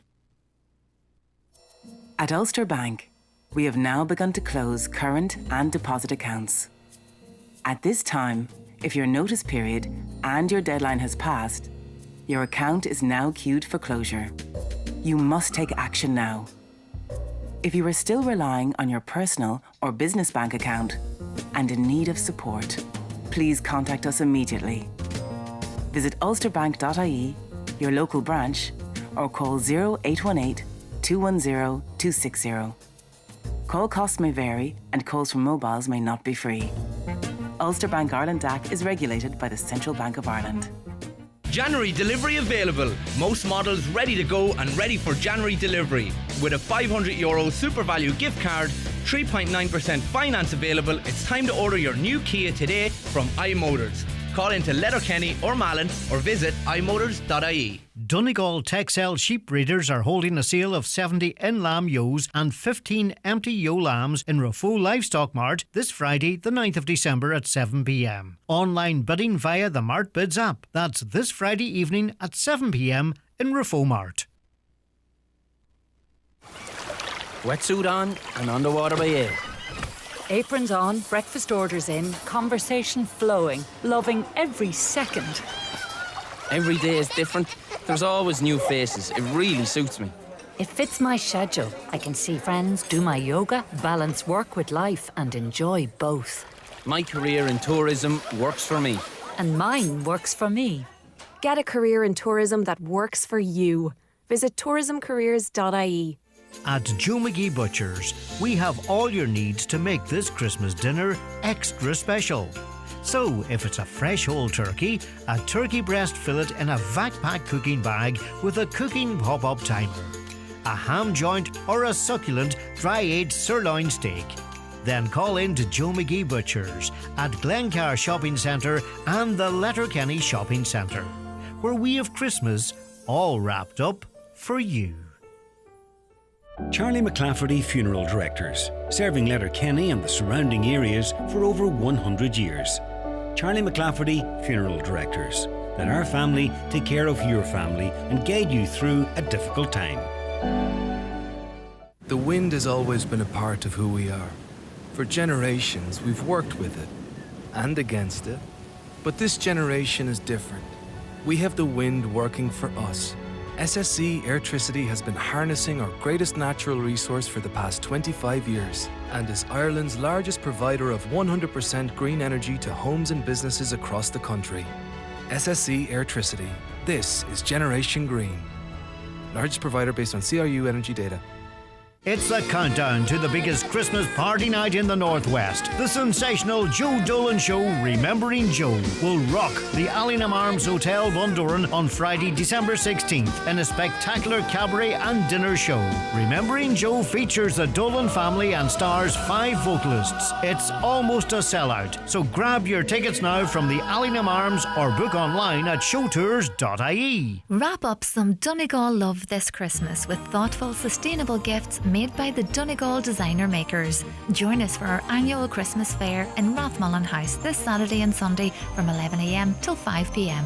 A weekend of festive food, drinks and stress-free gift shopping. And now the Highland Forecast, brought to you by Shop LK. Widespread Christmas shopping this December in Letterkenny. See shoplk.ie or like us on Facebook. Business Matters in association with the Faculty of Business at ATU Donegal. Looking for a career in financial services?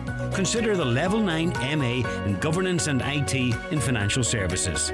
Take the next step in your career and contact the Exec Ed Coordinator on 9186206 or email execed, execed at atu.ie today. Okay, the weather forecast was there, wasn't it? There'll be a mix of sunny spells and showers, some turning wintry across the northwest. Temperatures today just 2 to 5 degrees in moderate northerly breezes. I chance it's going to feel colder than that then. So Kieran O'Donnell is in with us to preview the Business Matters podcast and run down some news for us. Good morning, Kieran. Good morning, Greg. Right, okay. We'll talk about the podcast in a while, but first let's get to some news. The Donegal ETB's published its annual report. What's it telling us? Yeah, the annual report, Greg, for 2021 shows that a budget of 83.5 million and a team of 1,600 full-time and part-time staff supported the delivery of its services in 2021, and that makes it one of the largest employers in the country, or in the county, sorry. So its extensive range of further education and training courses supported over 7,000 students, while a further 4,291 students availed of courses at its outdoor education and training centre in Gerton. So it shows just how big a player Donegal ETB is. You think of the working population of this county, that's what, 2 or 3 in 100. Yeah, and I suppose, look, first of all, you've got the training, and then you've got the upskilling, and I think really since COVID, we've really seen, I suppose, the importance and the important role that Donegal ETB plays in our business sector here. All right, okay. ATU Business Conference taking place? Yeah, Donegal ATU, it hosted an innovation and entrepreneurship conference on Monday past there, Greg. Okay, yeah, so it was a hybrid event, and it focused on the twin pillars of innovation and entrepreneurship, and it was attended by individuals and businesses of all sizes across the West and Northwest. And much of the discussion was in relation to the key issues facing industry across the region. I was in for Professor Peter, I think it's Kowalik is the way I pronounce that. He's attached to Loughborough University and Manchester Doesn't matter University. how you pronounce it. It matters how he pronounces it. Well, I looked at it a few times last night. We'll give that approach a go. All right. But he talked about the new models of disruption, and it was really interesting. He used the analogy of, or the history of Kodak and Fuji. Yeah. And up until from a certain people at a certain age, if there was ever a photograph taken, Greg, it was Kodak. It was always Kodak. And up until 1984, they sponsored every Olympic Games. But I think 1984, Fuji sponsored it. He talked about maybe Kodak having the eye off the ball, because what happened was the digital replaced the chemical, and it was mammies and daddies that actually were the disruptors in the market. Yeah. And I was interested just to hear him talk about it, you know. Examples, yeah. Exactly, yeah. This doesn't surprise me, I suppose, with lenders exiting the market, but also the credit unions being very active in this area. Yeah, it now has a 40% market leading share of the personal lending market, and continues to increase its presence in the mortgage and SME lending sectors. And that's according to the League of Credit Union CEO, David Malone. As comments come, he was welcoming the publication of the Retail Banking Review, and as you say, it recognises the importance of credit unions as community banking providers. And nearly half of credit unions in Ireland now offer current accounts, internationally recognised debit cards, and this is a trend that's increasing, and that will be reflected during our conversation with Gordon Randles from the Kenny Credit Union earlier in the year. Would you have put the share at 40% or higher or lower? It depends if you're including business lending as well. Rather than give you a wrong answer, Greg, I don't know, but I suppose 40% is a big chunk of the market at the minute, and the fact that it's on the up as well. Yeah, and they're one player in a multiplayer market, okay. But it does show, I suppose, how much the financial sector is changing, and it was referred to actually at that conference as well. And the fintech area is another area where people are gravitating towards much more now in the last while. All right, major development planned for Letterkenny. Plans, let's see if they come to fruition. Plans to demolish the well-known Glenany House on Letterkenny's Port Road. Where's that? Just as you come on in. the Tesco roundabout? Yeah, just on the left-hand side. There's that last round, that last building before you cut across the Pierce Road. Yeah, yeah, okay. Yeah. It used to be a guest house there. It was McCartney's Electrical, I think, before that at one stage. So plans have been lodged for a large residential and business development to Donegal County Council by M&B Kelly Partnership. So the developers say the scheme will provide a significant economic boost to Letterkenny both during the construction phase and when it is operational. William Donoghue and Associates have been appointed to design the proposed 240,000 square foot scheme. I don't know how big that is. How big's a football pitch? It's big. I saw an artist's impression of it there. How far back does it go? Does it go past? Well, don't want to mention any active businesses. Don't want to do anyone a disservice. I think that there are plans here, and it's not a secret that there's a church there as well, and that's going to be accommodated there. So there's more what you see there. So it's going to be deeper and wider. All right, transatlantic flights to be available from Northern Ireland, which is effectively for us as well. Good news for up here is right good. Yeah, a new low-cost airline is set to offer transatlantic flights from Belfast International Fly Atlantic is planning to start operating flights to Europe and North America from summer 2024. So once fully operational, the airline said it intends to operate 35 destinations from Belfast and will create 21,000 new jobs by 2030, which is most significant. And that figure is also set to include 1,000 jobs created within the airline and up to 21,000 jobs in the tourism and support sectors. So you'd like to think that there will be a positive knock-on effect. Yep. The more competition in the market too, the better. And obviously, when the traffic's coming the other way, where you see that's exactly it. People talk about Knock Airport, for example, and they always think of it as outbound. Yeah. We never consider the inbound traffic, which is really quite important. Right, what's on this week's podcast, Kieran? Yeah, on this week's Business Matters, Greg, I will be joined by award-winning knitwear designer Edel McBride. Edel sold her first item at an arts and crafts fair at the age of 12 and went on to study fashion design at Limerick Technical College. Edel won the Late Late Show Designer of the Year Award in 1995, and her work takes her to all parts of the world.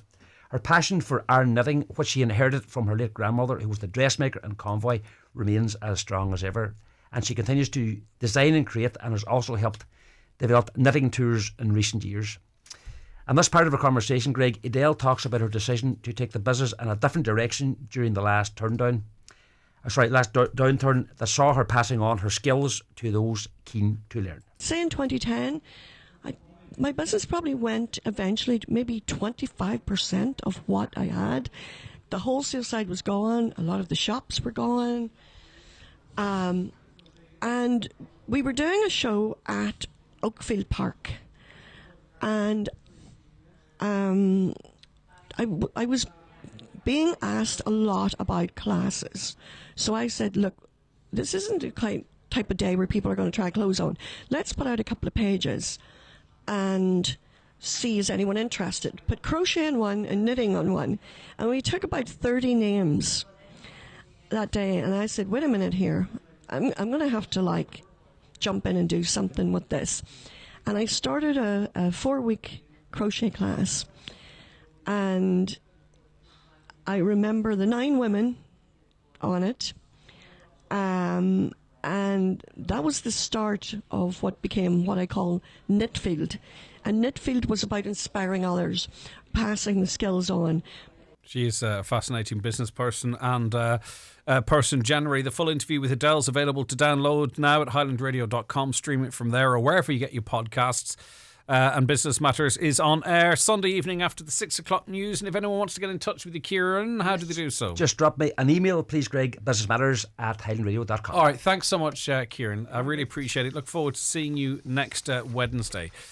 So go to the playback section of our website, highlandradio.com. Right, 086 60 25,000. Those numbers still active. Caroline, I need to move on with the competition. All right, we're going to play this. This is what people are guessing here. We're looking for a missing word. We've a €100 Shop LK voucher. Use the vouchers to shop local, support local businesses. Don't go away because we have got an absolute of a second hour. It's the Monday night sessions on Highland Radio. Charlotte McGonigal in Buncrana. We have an absolute what of a show after the next hour? What's Cracker. Cracker. Cracker. It's a good answer. And it would apply to that show, but unfortunately, Charlotte, it is wrong. I'm so sorry. You are going to have to contend yourself, though. Listen, no one goes away empty-handed. I can't be as generous as I was yesterday, but we've got one more ticket for the €30,000 car draw, and that's yours for entering. Thank you very much for doing so. That's okay. I will be in touch to get you in on that. Fair play to you. Right, it's not Cracker. Annie Coyle Doherty in Clonmany. Are we going to roll this over till tomorrow, or do you have the answer? Annie, good morning to you, by the way. Good morning. How are you? I'm good. How are you keeping? Yep, keeping good, yep. Right, okay, so what is coming up? What kind of an hour is coming up in the next hour, according to Paul? Belter. She's a belter, boy. Yep, indeed, you are correct. You are in the draw. We're going to give you a mug as a consolation prize. You are now one of 2 people in line to win €100 on Friday. So listen on Friday. Your odds are fantastic to win that €100 Shop LK voucher. But you've got a mug to keep you going. We'll get that to you. Annie, thank you so much for entering and have a lovely day and good luck for Friday. Thank you. Yeah, thanks very much and same to yourself. Take care of yourself. All right, Annie's getting a 9 till noon mug, which are in very, very high demand. And she's also in that draw. Shall I make it a bit tougher tomorrow? And then I want to give clues. I have clues all made up. We'll make it a bit tougher tomorrow. SSA, it's only a bit of fun. And we appreciate all of you taking part in that. Right, that's where we have to leave it on the show. Have a lovely Wednesday. See you tomorrow.